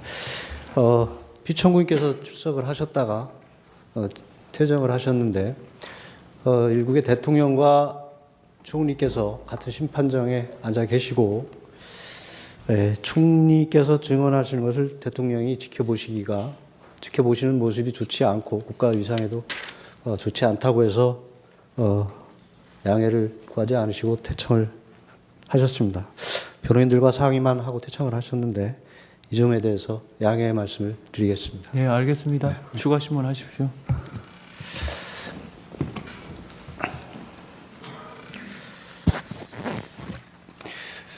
총리께서는 계엄 당일 대통령실에 연락을 받고 대통령실에 가신 것이죠. 예, 그렇습니다. 당시 대통령실에 도착하셔가지고 대통령과 혹시 어떤 대화를 나누셨는지 기억을 하시나요? 그때 제가 이 계엄이 우리나라의 경제나 신인도에 굉장히 영향을 미칠 거기 때문에 좀 반대 의사를 좀 말씀드렸습니다. 그 대통령께서는 총리께 연락을 하신 것이 결국은 계엄에 대한 논의를 하기 위해서 연락을 하신 것은 맞는 것이죠. 저는 그건 절대로 듣지도 못했고 그 어떤 이유로 부르시는지는 몰랐습니다. 그러니까 사전에 아신 게 아니라 불러서 연락을 하셔서 가셨고 가셨을 때 논의의 주제가 대화가 계엄이었던 것은 맞느냐고 말씀드리는 겁니다. 이제 저희가 들어가니까 그런 말씀을 하셨습니다. 대통령은 비상계엄을 위한 국무회의가 필요했기 때문에 국무위원들에게 연락을 한 것이고 총리께서 도착하신 이후에도 지속적으로 연락하여 국무위원들이 속속 도착하셨고 실제 대통령께서 비상계엄을 선포하기 위해서 대통령실에 나가시기 전까지 총리를 비롯한 국무위원들께서 계엄에 대한 논의를 지속적으로 하고 있었던 것은 맞지요. 걱정하고 우려하고 그러면서 있어요. 예. 그러니까 총리님을 비롯한 국무위원들께서 대통령의 비상계엄에 대해서 걱정하고 우려하고 여러 가지 문제를 제기하셨다는 말씀이시죠. 예, 그래서 아까도 제가 잠깐 말씀드렸습니다. 결국 그날 대통령께서 총리를 비롯한 국무위원들을 대통령실로 호출하신 것은 비상계엄에 대한 논의를 하기 위한 것은 결과적으로 맞지 않습니까? 그러나 그러한 판단을 예. 저희 개인이 하는 것은 맞지 않다라고 저희는 생각하고 이것은 수사 절차와 사법 절차를 통해서 판단되어야 한다라고 저는 일관되게 얘기해 왔습니다. 예, 총리께서는 경황이 없어 언제 어떻게 받았는지 기억하기 어렵지만 나중에 보니 양복 주머니에 계엄 선포문이 들어 있었다고 하셨습니다. 대통령 부실장 진술에 의하면 계엄 선포 전 계엄 선포문을 10부 정도 출력하여 국무위원들에게 나눠주었다고 하고 있습니다. 그렇다면 총리께서 가지고 계시던 계엄 선포문은 그 당시에 받은 것으로 볼 수 있는데 맞을까요? 저는 전혀 기억이 없습니다. 그러니까 기억을 못 하시지만 전후 사정에 비추어 보면 그 계엄 선포문은 그 당시 대통령 부속실장이 배포한 계엄 선포문일 수밖에 없다는 것을 말씀드리는 겁니다. 저는 전혀 기억을 하지 못하기 때문에 동의하기는 어렵습니다. 비상계엄 해제 후 하루가 더 지난 12월 5일 저녁 부속실장이 계엄 선포문을 하나 기한을 해서 출력을 해서 총리와 국방부 장관에게 서명을 받고 다음 날인 12월 7일 대통령으로부터 서명을 받았는데 12월 8일 총리께서 부속실장에 전화하여 사후에 문서를 갖추는 것이니 없었던 것으로 하자고 하신 바가 있다고 하십니다. 혹시 기억하십니까? 네, 기억합니다. 그때 총리께서 부속실장에게 문서가 없더라도 국무회의 실체는 있지 않느냐고 말씀하셨다는데 그것도 기억하십니까? 저는 기억 못합니다. 부속실장은 그 당시 총리께서 그 문서 사업 문서에 대해서 없애자고 하시면서 문서가 없더라도 국무회의 실체는 있지 않느냐고 분명히 말씀하셨다고 기억을 하고 있습니다. 그거는 사법 절차를 통해서 확정되리라고 생각합니다. 총리께서는 국회 등에서 비상계엄 관련 국무회의는 제대로 된 국무회의가 아니라는 취지의 말씀을 하셨습니다. 이는 주례 또는 정례 국무회의를 전제로 말씀하시는 것이죠. 네, 저는 기본적으로는 통상의 국무회의와는 매우 달랐고 실체적 형식적 흠결이 있었다. 그러나 국무위원들이 오라는 연락을 받고 모였고 비상계엄에 대해서 처음 듣고 걱정과 우려를 표명을 했기 때문에 이것이 국무회의인지 아닌지 심의인지 아닌지는 이거는 개인이 판단할 일이 아니다. 최종적으로 수사 절차와 사법 절차를 통해서 판단되어야 한다고 일관되게 얘기해 왔습니다. 통상의 국무회의가 아니고 비상계엄 선포를 위한 경우에는 정례 국무회의와 달리 보완이 필요할 수 있다고 생각하시지 않나요? 근데 여러 강요들도 그렇고 거기에 대한 판단을 그렇게 개인적인 차원에서 할 수는 없다. 이거는 역시 사법부와 수사 절차를 통해서 결정되어야 한다. 이렇게 생각합니다. 비상계엄을 선포하는 경우에 보안이 유지되지 못할 경우 더 많은 병력이나 경력이 필요하게 되고 자칫하면 큰 혼란을 불러올 수도 있는 상황이지 않을까요? 저는 그 부분은 잘 모르겠습니다. 보안이 유지되지 못할 경우에는 큰 피해가 발생하거나 극단적으로는 비상계엄의 목적을 달성하지 못할 수도 있지 않을까요? 저는 그 부분에 대해서는 잘 알지 못합니다. 만일 전시사변에 준하는 사태에서 교통통신이 두절되어 국무위원들이 모이지 못해 국무회의를 열지 못할 상황도 상정할 수 있지 않겠습니까? 제가 특별히 더 답을 드릴 것은 없다고 생각합니다. 따라서 비상시의 국무회의는 평상시 정례 국무회의와 동일한 형태로 소집되고 개회될 수는 없는 것으로 보입니다. 그렇지 않습니까? 그 모든 것은 수사 절차와 사법 절차를 통해서 판단되어야 한다고 생각합니다. 총리께서는 최근 이인재 전 국회의원이 자신이 페이스북에 게재한 1993년 금융실명제 당시를 해고한 글을 혹시 보신 적이 있습니까? 정확히 보진 못했습니다. 금융실명제 당시 소집 명령이 떨어져 영문도 모른 채 청와대로 달려갔습니다. 각부 장관들이 웅성거리며 무슨 긴급한 일이 벌어졌는지 말을 주고받을 때 김영삼 대통령이 들어와 마이크를 잡고 오늘 우리는 마침내 금융실명제를 실시한다고 말하고 그제야 대통령이 긴급명령으로 금융실명제 개혁을 단행한다는 사실을 알았다. 당연히 사전 통고나 국무회의는 없었다. 그렇지만 위원의 소지가 문제가 되었지만 전부 합헌이라는 결정을 받았다. 이런 내용이었습니다. 혹시 기억나십니까? 제가 특별히 언급할 그런 의제는 아닌 것 같습니다. 그렇게 본다면 이 사건 비상계엄 선포 전에 총리께서 대통령실에 연락을 받고 들어가셔서 비상계엄에 대한 논의가 있었고 또 국무위원들도 속속 도착을 해서 함께 비상계엄에 대한 논의를 하고 의견을 개진을 하였습니다. 실질적인 국무회의가 이루어진 것이라고 볼 수 있지 않겠습니까? 그 부분이야말로 개인이 판단할 일은 아니라고 생각하고 수사 절차와 사법 절차를 통해서 판단되어야 한다고 생각합니다. 그 당시 상황과 관련해서 여쭤보겠습니다. 당시 외교부 장관이 대통령에게 외교 관계에 영향을 끼치는 것이 너무 크다며 만류한 사실은 혹시 기억을 하십니까?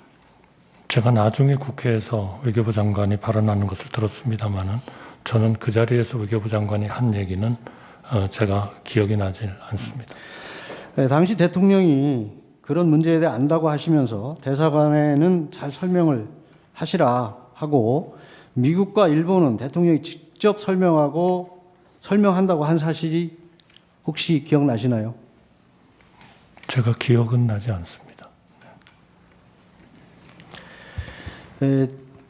총리와 다른 국무위원들도 대부분 만류하셨고 그 이유는 45년 만에 비상계엄을 국민들이 받아들일 수 있을지 그리고 우리 경제 외교에 미칠 영향 향후 야당의 공세로 인한 정무적 부담 등이 있었다고 알고 있습니다. 혹시 그런 논의가 있었는지? 네, 저도 강하게 말씀을 드렸고요. 네. 여러 강요들도 그런 문제를 말씀드렸습니다. 대통령 그 당시 다 안다, 길지 않을 것이다, 다 생각했다. 순간적으로 하는 것이 아니다. 깊이 생각했다. 무엇보다 탄핵 때문에 도저히 안 되겠다. 감사원장, 중앙지검장 탄핵을 하는 마당에 도저히 안 될 것 같다는 얘기를 했다고 하는데 기억나십니까?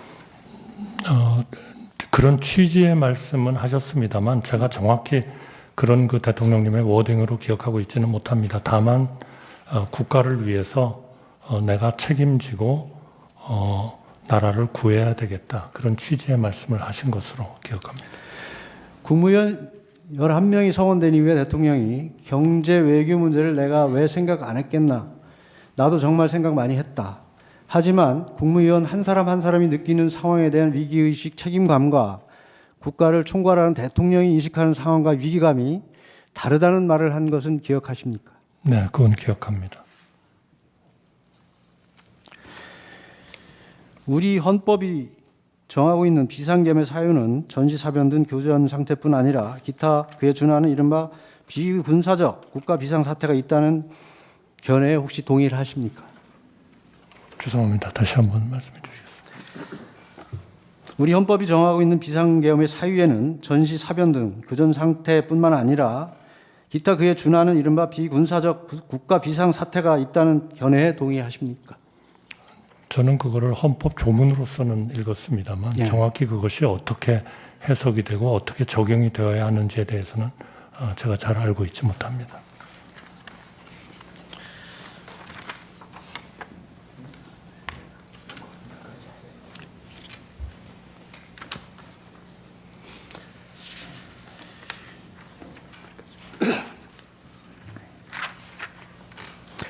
그 12월 3일 대통령의 계엄 선포 직전 국무위원들이 모인 자리에서 걱정과 우려를 피력하여 결국 반대의 뜻을 표시한 셈인데 만약 당시 대통령이 계엄 목적을 국가적 비상 위기를 국민에게 호소하기 위한 것이라 설명했더라면 좀 다른 입장일 수 있었습니까?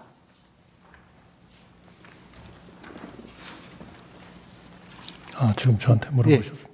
저는 뭐 그 문제에 대해서 제가 판단하고 싶지는 않습니다. 비상계엄을 선포하면서 계엄의 형식을 빌린 호소형 계엄이라는 사실을 사전에 밝힐 수는 없었던 것이죠.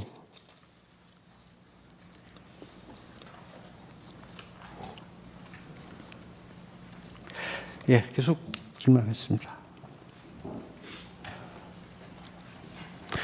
아까 말씀드렸듯이 국무원이 느끼는 위기감과 대통령이 느끼는 위기를 바라보는 시각이 차원이 다르다는 이야기를 하셨습니다. 대통령께서.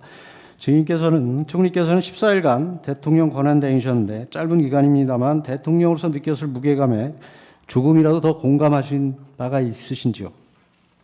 저는 분명히 국가 원수로서 대통령이 느끼는 그런 국정에 대한 의무감은 더 크시리라고 생각합니다.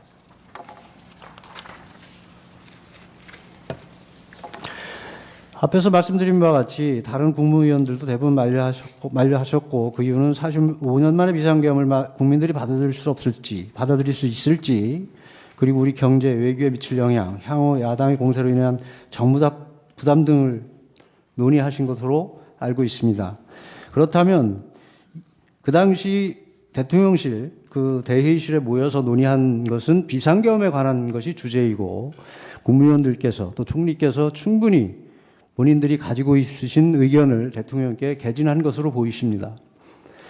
실제 정례 국무회나 정례 국무회에서 이렇게 실질적인 논의가 이루어지는 경우가 있습니까?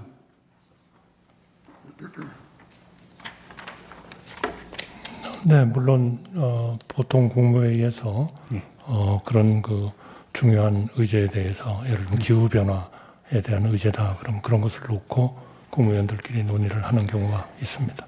이게 대부분의 주례 국무회의에서는 안건 상정되고 거의 논의 없이 단시간 내에 종결되는 것이 상례이지 않습니까? 통상의 국무회의에 안건 처리 국무회의는 그렇게 됩니다만 네. 그러나 그 특정 주제를 놓고 논의를 하는 경우도 물론 있습니다. 이 사건 비상계엄 관련해서 국무회의 이제 총리께서는 정례 국무회의에 비교해서 그것을 전제로 해서 형식이나 절차 부분에서 미진한 부분을 말씀하시고 있는 것 같습니다. 비상시의 국무회의는 평상시에 정례 국무회의와는 다를 수밖에 없다고는 생각하십니까? 그런 부분은 개인이 판단할 수는 없다고 생각합니다. 수사 절차와 사법 절차를 통해서 판단되어야 한다고 생각합니다. 예, 총리께서는 이명박 정부 시절 주미대사를 하셔서 통상유기의 중요성을 잘 아시지요? 네, 그렇습니다. 트럼프 정부가 얼마 전에 출범을 했습니다. 트럼프 정부와의 관계에서 대통령의 역할이 매우 중요하다고 생각하시지는 않는가요? 매우 중요합니다. 지금 미중 패권 전쟁을 비롯한 각종 국제 정세가 어렵습니다. 이런 때 대통령이 거리되고 있다는 것은 굉장한 위기 상황으로 밖에 볼 수 없습니다. 비상계엄이 선포된 것도 국헌 문란과 여러 가지 사회 혼란, 국정 마비 이를 극복하기 위한 것이었습니다. 이건 탄핵도 조속히 종결하여 대통령이 복귀하여 이런 위기 상황을 다시 극복해야 된다고 생각하지 않으십니까? 대통령의 그런 그 국정에 있어서의 참여하지 못하는 것은 우리나라의 전체적인 그 외교에 있어서 분명히 어려움을 주고 있는 건 사실입니다. 감사합니다. 추가 질문하십시오. 증인 비상계엄 선포한 2024년 12월 3일 오전 10시에 국무회의가 정상적으로 개최가 됐었죠. 해제 국무회의 12월 3일 비상계엄 선포 당일 오전 10시에 51회 국무회의가 열렸었잖아요. 네. 세종시에서 열렸습니다. 예. 증인께서 주재를 하셨잖아요. 예. 그날 국무회의에서 뭔가 이대로면 나라가 국정이 마비된다 이런 얘기가 혹시 국무위원들 사이에 논의된 게 있었나요? 그때 그러한 차원의 얘기보다는 일반적으로 우리 그런 얘기가 있었던 건 아니고 정상적으로 진행된 통상적인 그렇습니다. 국무회의였던 거죠. 그때 증인께서 그 국무회에서 이런 말씀을 하셨더라고요. 내년도 예산안이 하루라도 빨리 여야 간 합의를 거쳐 처리될 수 있도록 국회 초당적 협력을 다시 한번 당부드린다. 이런 말 기억하시죠? 네, 그렇습니다. 국회의장도 바로 전날에 예산안을 12월 10일까지 여야 간에 합의해서 좀 처리할 수 있도록 해달라 이렇게 말씀하셨잖아요. 네.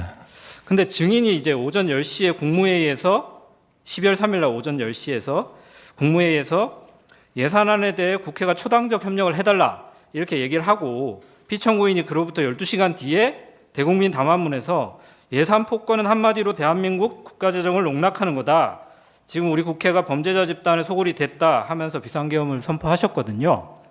이 12시간 사이에 우리나라에 뭔가 국정이 마비될 정도의 어떤 뭔가 급박한 비상사태 아니면 상황 변화가 있었던가요? 증인이 국정을 운영하는 책임자로서? 제가 그 상황에 대해서는 아는 바가 없습니다. 특별한 상황 변화는 없었다는 증인이 생각하기에는 그렇게 이해를 하면 되겠죠? 제가 뭐라고 답변할 수 있는 그런 상황이 아니라고 알겠습니다. 생각합니다. 피청구인은 보면 그 비상계엄 선포 담화문에서 국회를 지칭해서 여러 가지 표현을 사용하시는데요. 범죄자 집단의 소굴, 자유민주주의 체제를 붕괴시키는 괴물, 종북 반국가 세력, 폐악질을 일삼은 망국의 원흉 이런 표현을 쓰셨는데 반면에 증인은 여야 간의 협치를 굉장히 강조하시는 것 같아요. 그런데 비상계엄 선포 이전에 피청구인이 증인한테 국회에 대해서 이렇게 좀 표현하신 적이 있으신가요? 그런 표현을 정확하게 네.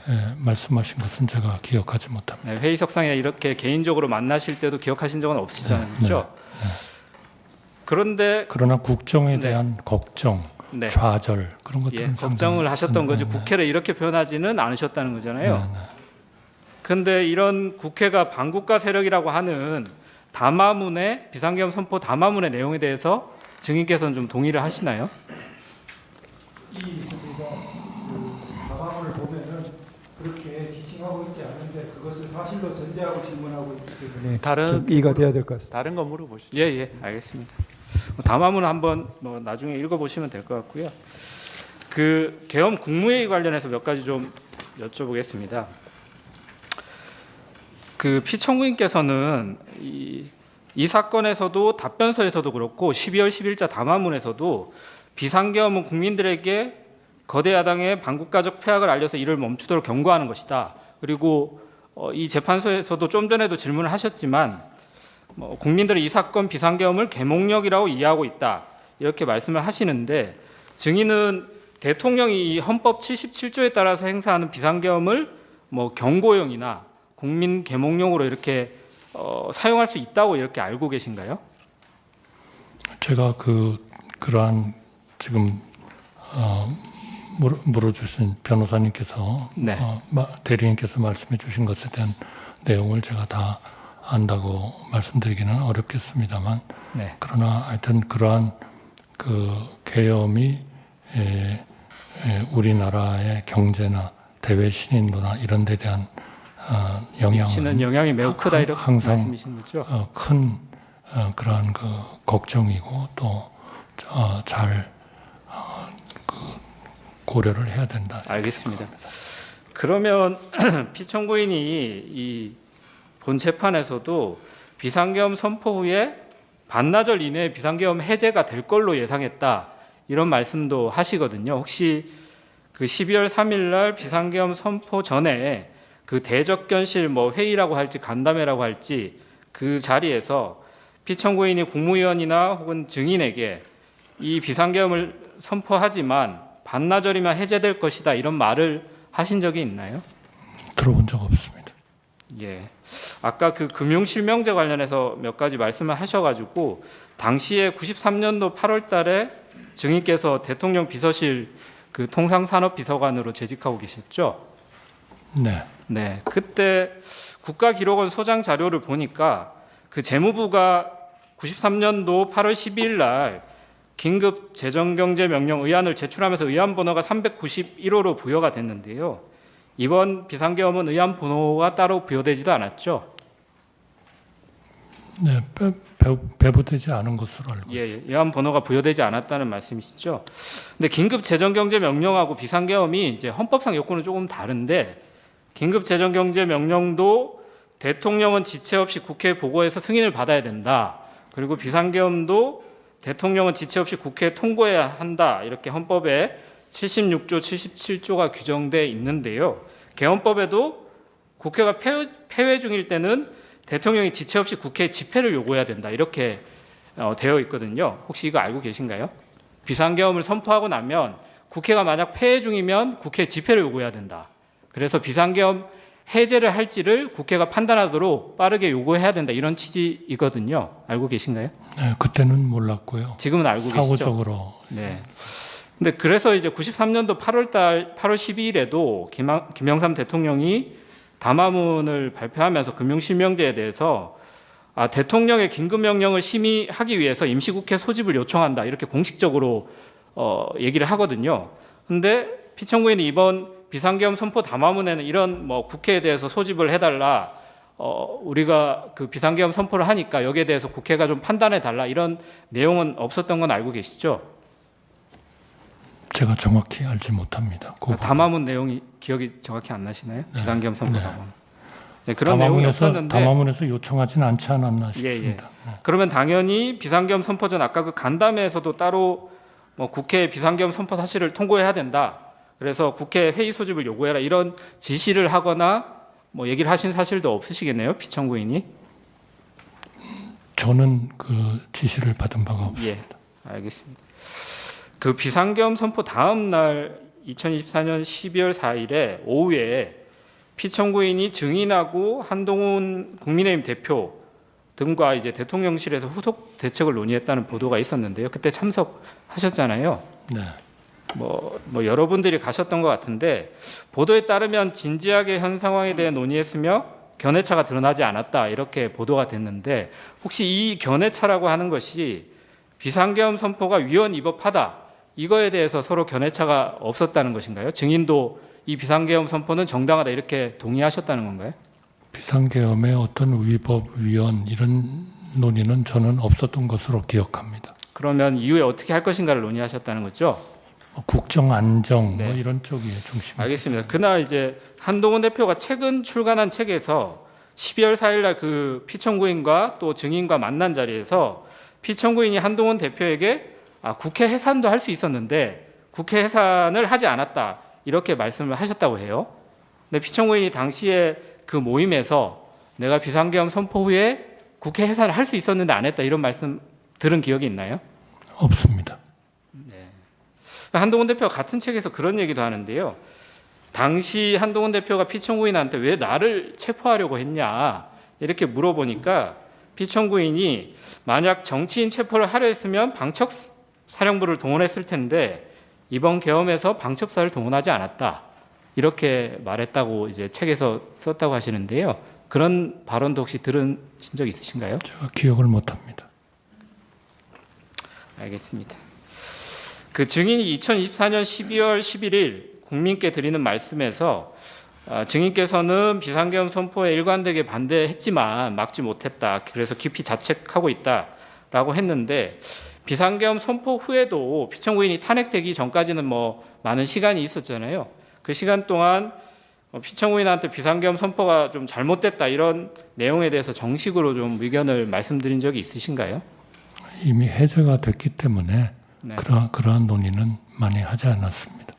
아예 논의 자체를 안 하셨다는 건가요? 그때의 가장 중요한 거는 어떻게 하면 수습을 할 건가 이런 재정, 문제였다는 거죠. 경제 이런 알겠습니다. 쪽에 그러면 수습을 할 거냐. 증인이 어제 열린 증인에 대한 그 탄핵 심판 변론기일에서도 비상계엄 선포 당시 피청구인을 설득하지 못해서 국민들한테 송구하다 이런 말씀도 하셨는데요. 증인이 생각하기에 당시에 피청구인을 좀 설득하지 못한 이유가 어떤 거라고 생각하시나요? 그래서 대통령에 대한 그런 그 소위 나라를 구해야겠다는 그 의지 이런 것들이 결국 강했기 때문에 설득하지 못했다. 우리가 설득을 못한 거 아닌가 그렇게 생각합니다. 근데 이제 피청구인은 증인께서는 이제 비상계엄이 뭐 절차적 실체적 흠결이 있다 이런 정도의 표현을 하시면서 당시에 반대했다고 하시는데 피청구인은 그 이후에도 그렇고 이 법정에서도 그렇고 여전히 이제 야당의 폐악질로 국정이 마비가 돼서 비상계엄 선포한 행위가 정당하다 이렇게 주장을 하고 계시는데 증인이 이런 피청구인의 입장에 대해서 향후에 이렇게 다시 동일한 방법으로 설득이 가능하실까요? 글쎄, 그 문제에 대해서는 제가 뭐좀 답변 드리는 게 적절하지 않을 것 같습니다. 네, 알겠습니다. 제가 예산 관련해서 아까 증인이 말씀하신 부분이 있어서 지난번 그 경제수석 나오셨을 때도 동일한 말씀하셔서 제가 좀 놀랐는데요. 그 아까 원전 생태계 예산이 야당이 삭감을 했다. 이거 누구한테 보고를 받으신 걸까요? 제가 지금 두 가지를 네. 말씀을 드린 겁니다. 그러니까 그 차세대 네. 원전 개발 관련 예산 알겠습니다. 그리고 그러면 제가 원전 생태계 지원 예산. 지난번에 그 산자부 장관이 국회 산자위에 2024년 12월 19일 출석해서 한 내용에 대해서 그 경제수석에도 말씀을 드렸는데 당시에 산자부 장관이 국회에 나와서 야당이 원전 생태계 지원 예산을 삭감하고 체코 원전 수출 지원 예산은 무려 90%를 깎아버렸다 이렇게 담화문에 12.12 담화문에 기재되어 있는데 산자부 장관이 이에 대해서 산업부의 원전 관련된 예산은 4,887억 그대로 있다. 대통령의 담화문 내용은 잘못된 것이다. 라고 이렇게 발언한 내용은 알고 계신가요? 뭐 제가 알고 있지 못합니다. 네, 이 부분은 좀 확인을 해주셔야 될 것 그러나 같고요. 요 부분은 네. 아니 그러니까 원전 확인을- 생태계 관련 예산이 제가 네. 그래서 아마 프로젝트가 여러 개가 있었을 텐데요. 그러니까 산자부 장관이 차수는- 한 발언에 대해서는 한번 차후에 한번 확인을 해보시면 좋을 것 그렇게 같고요. 하겠습니다. 그 피청구인의 그 12월 3일 담화문하고 12월 10일 담화문은 혹시 누가 쓴 건지는 알고 계신가요? 그거는 모르겠습니다. 통상 이 메시지 비서관이 이 담화문을 쓰나요? 그거는 제가 알지 못합니다. 아니, 왜냐하면 이 지금 담화문에 있는 여러 가지 예산 삭감과 관련된 내용이나 간첩법 개정에 관련된 내용이나 국가보안법, 이번 22대 국회에서는 국가보안법 관련된 개정 법률안은 하나도 나온 것이 없거든요. 근데 폐지까지 시도하고 있다, 이런 잘못된 팩트에 기반한 담화문들이 대통령의 담화에서 계속 반복되는데, 이 부분에 대해서 증인께서도 대통령 권한대행을 얼마 동안 하셨잖아요. 그러니까 대통령에 대한 보고 논의 체계에 대해서 한번 점검하신 적이 없는지를 여쭤보는 거예요. 네, 저는 뭐 드릴 말씀이 없습니다. 알겠습니다. 그러면 증인께서 노무현 정부 시절에도 국무총리를 하셨고 뭐 경제부 총리도 하셨는데, 그때는 야당이 지금과 달리 굉장히 협력적이었던 건가요? 정치적 상황은 엄청 달랐다, 저는 그렇게 느낍니다. 근데 그때도 여소야대 상황이 있었고 마지막 증인이 국무총리를 하실 때도 거부권 2번 행사하셨잖아요. 제가 그걸 지금은 기억을 기억 못 못하겠습니다. 하시나요? 근데 그때는 비상겸을 하지 않으셨는데 지금은 비상겸을 한 거에 대해서 따로 하실 말씀이 있으실까요? 그러나 하여튼 그때는 국민연금 개정안까지 여야 합의로 통과가 됐고요. 그 다음에 그 사학법, 굉장히 알겠습니다. 아주 오랜 네. 동안 어려운 과제였지만 그것도 여야 합의로 알겠습니다. 통과를 시켰습니다. 네, 정치적인 상황은 훨씬 더 양극화되지 않았다. 네, 저는 증인. 그렇게 생각합니다. 여쭤보기 전에 아까 제가 그 방통위원장 탄핵 정죽수 관련해서는 제가 잠깐 착각을 해서 그 재평가님 의견 비율이 4대 4였던 건 맞은데 원래 6분이 인용되려면 6분의 의견이 필요하기 때문에 그 부분은 제가 한 분 더가 아니고 2분 더 필요했다는 말씀 정정 말씀드립니다. 증인한테 제가 잘못된 정보를 드린 걸 수 있으니까 정정 말씀드리고, 이날 계엄당 지금 국무위원들 모였을 당시에요. 앞에 먼저 모였던 분들 계시잖아요. 국무위원 중에는 6분이고 저 조태용 국정원장이 있었고, 그분들 중에서는 마지막으로 연락받은 분이 증인 포함 3분인데 그 시간이 8시였습니다. 대통령실로 들어오라는 연락받은 시간이. 근데 나머지 분들 중에는 제일 먼저 연락받은 게 1시간 15분 뒤에요. 9시 15분.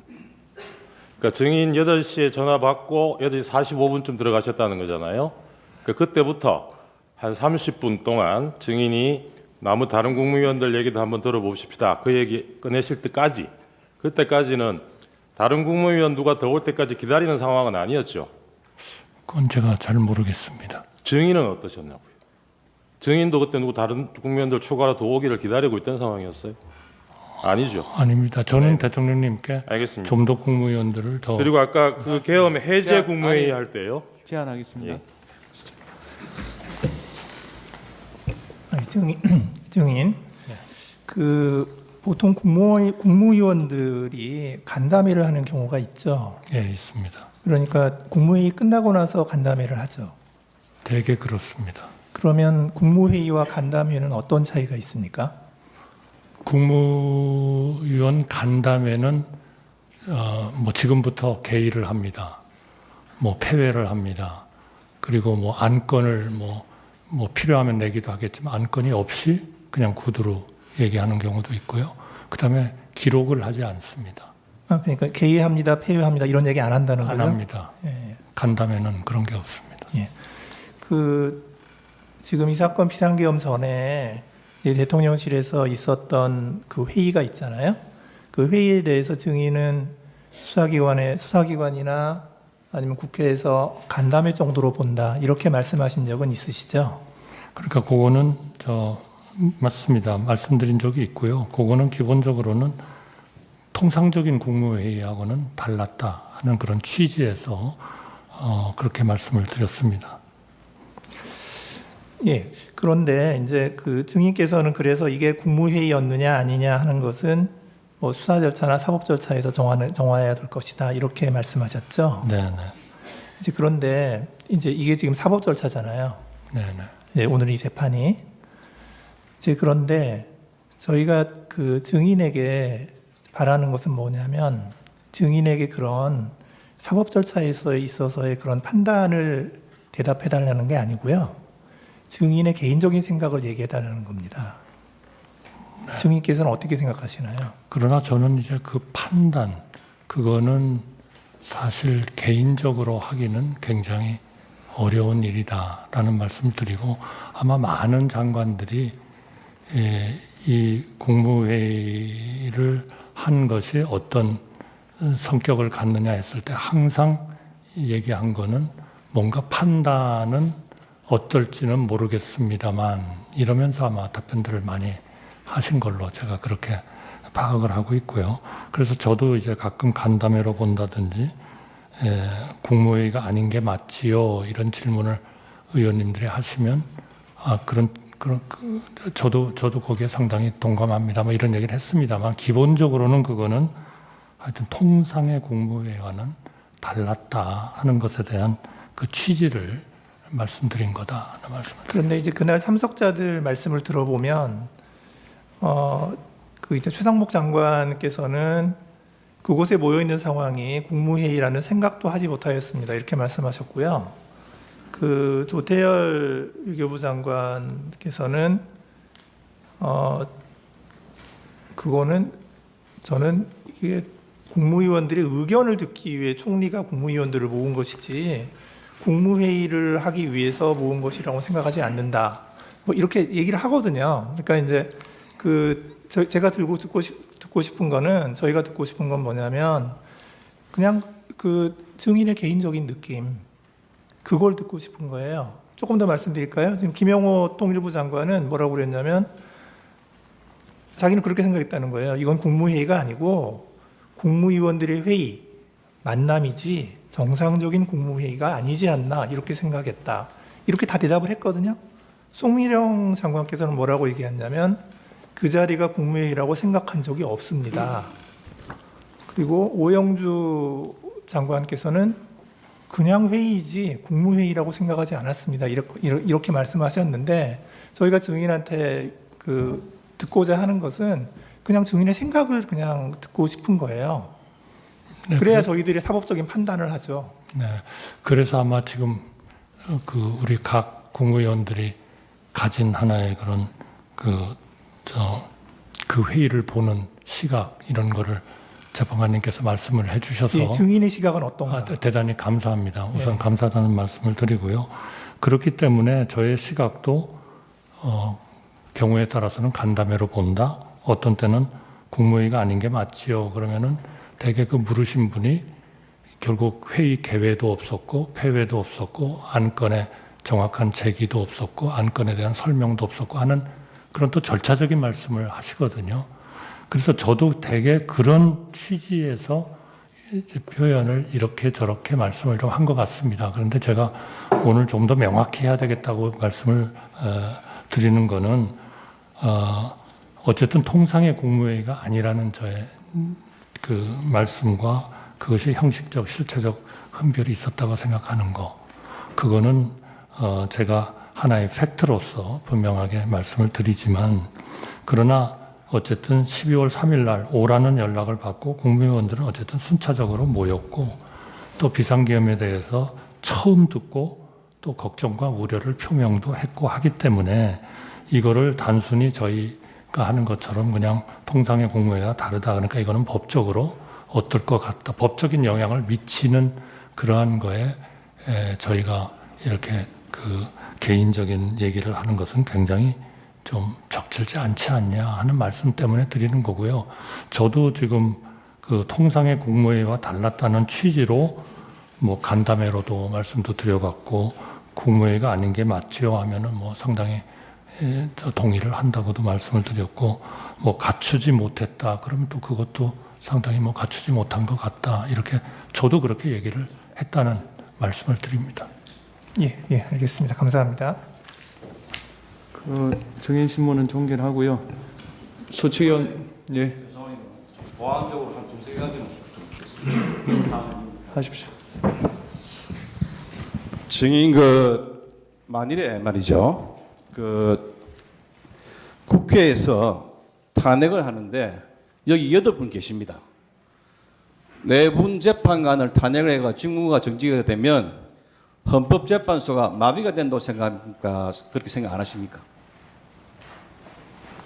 8분이 탄핵이 되면 당연히 마비가 되죠. 4분만. 마비가 되겠죠. 그렇죠. 예. 대법원 재판관을 대법원 판사님들을 가반을 탄핵하면 마비가 되겠죠. 네. 그러면 이것이 그 비상계엄의 요건인 그 국가 비상사태에 준한다고 볼 수 있습니까? 어떻습니까? 그렇게 볼 여지가 있습니까? 제가 그거를 법적으로 아니 정의 생각을 이야기해 보세요. 아니, 법적으로 판단을 해야 될 텐데요. 네. 그거를 제가 그러한 그 법적인 판단을 제가 하는 것은 적절치 않다고 생각합니다. 지금 이번 사건과 같은 비상계엄 선포에 대해서 묻겠습니다. 이번과 같은 비상계엄 선포를 절차를 지켜서 국무위원들 차례로 불러서 찬반 토의를 해가지고 결정하는 것이 맞다고 생각합니까? 안 그러면 대통령이 결단을 해서 국무회의를 소집해가지고 설득해서 정하는 그런 절차가 옳다고 생각하십니까? 제가 그런 그 가상적인 거를 예로 들어가지고 제가 얘기하는 건 적절치 않을 것 같습니다. 11명이 모였죠. 전 그렇게 들었습니다. 그게 의사 정족수입니까? 그렇다고 생각합니다. 숫자 그러면 본래는 이게 계엄이 예상된 것이 선포가 10시인데 한 10시 27분까지 시간을 계속 지출했습니다. 왜 그랬습니까? 11명이 올 때까지 기다린 겁니까? 저는 그거는 누가 어떤 사람, 어떤 국무위원들을 오시도록 했고 언제 그분들이 오셨고 한 것에 대해서 제가 전혀 파악이 안 돼 있기 때문에 11명이 올 때까지 기다린 건 맞습니까? 저희는 제가 그 국무위원들을 많이 오시게 해서 대통령님께 그 의견을 좀 제시하도록 하려고 했기 때문에 저는 뭐 전체적으로 보면 그분들을 기다리는 것은 저는 뭐 할 수 있는 것이다 이렇게 생각을 했고요. 그거를 하나의 그런 지금 우리 저 대리인께서 말씀하신 것처럼 그런 시각에서 저는 보지는 않았습니다. 하나만 더 묻겠습니다. 그 먼저 오신 분들은 총리님, 부총리님 또는 국방부 장관 그리고 행안부 장관, 법무부 장관 이 비상계엄과 가장 밀접한 사람부터 먼저 모이셨고 그 뒤에 오신 분들은 조금 인기가 떨어진 사람들이었죠. 그래서 결과적으로 11명이 모이니까 국무회의를 했죠. 그건 맞습니까? 저는 그 과정에 전혀 관여를 하지 않았기 때문에 어떤 분을 우선순위로 하고 어떤 분을 나중에 하고 했는지는 저는 모릅니다. 예, 이상입니다. 예. 소추위원 본인 의견 진술하시겠습니까? 아닙니다. 제안하겠습니다. 정인 수고하셨습니다. 돌아가십시오. 휴정하고요. 5시 10분에 속개하겠습니다. 그 이석 사무관 청구인 대리인한테 전달해 주세요.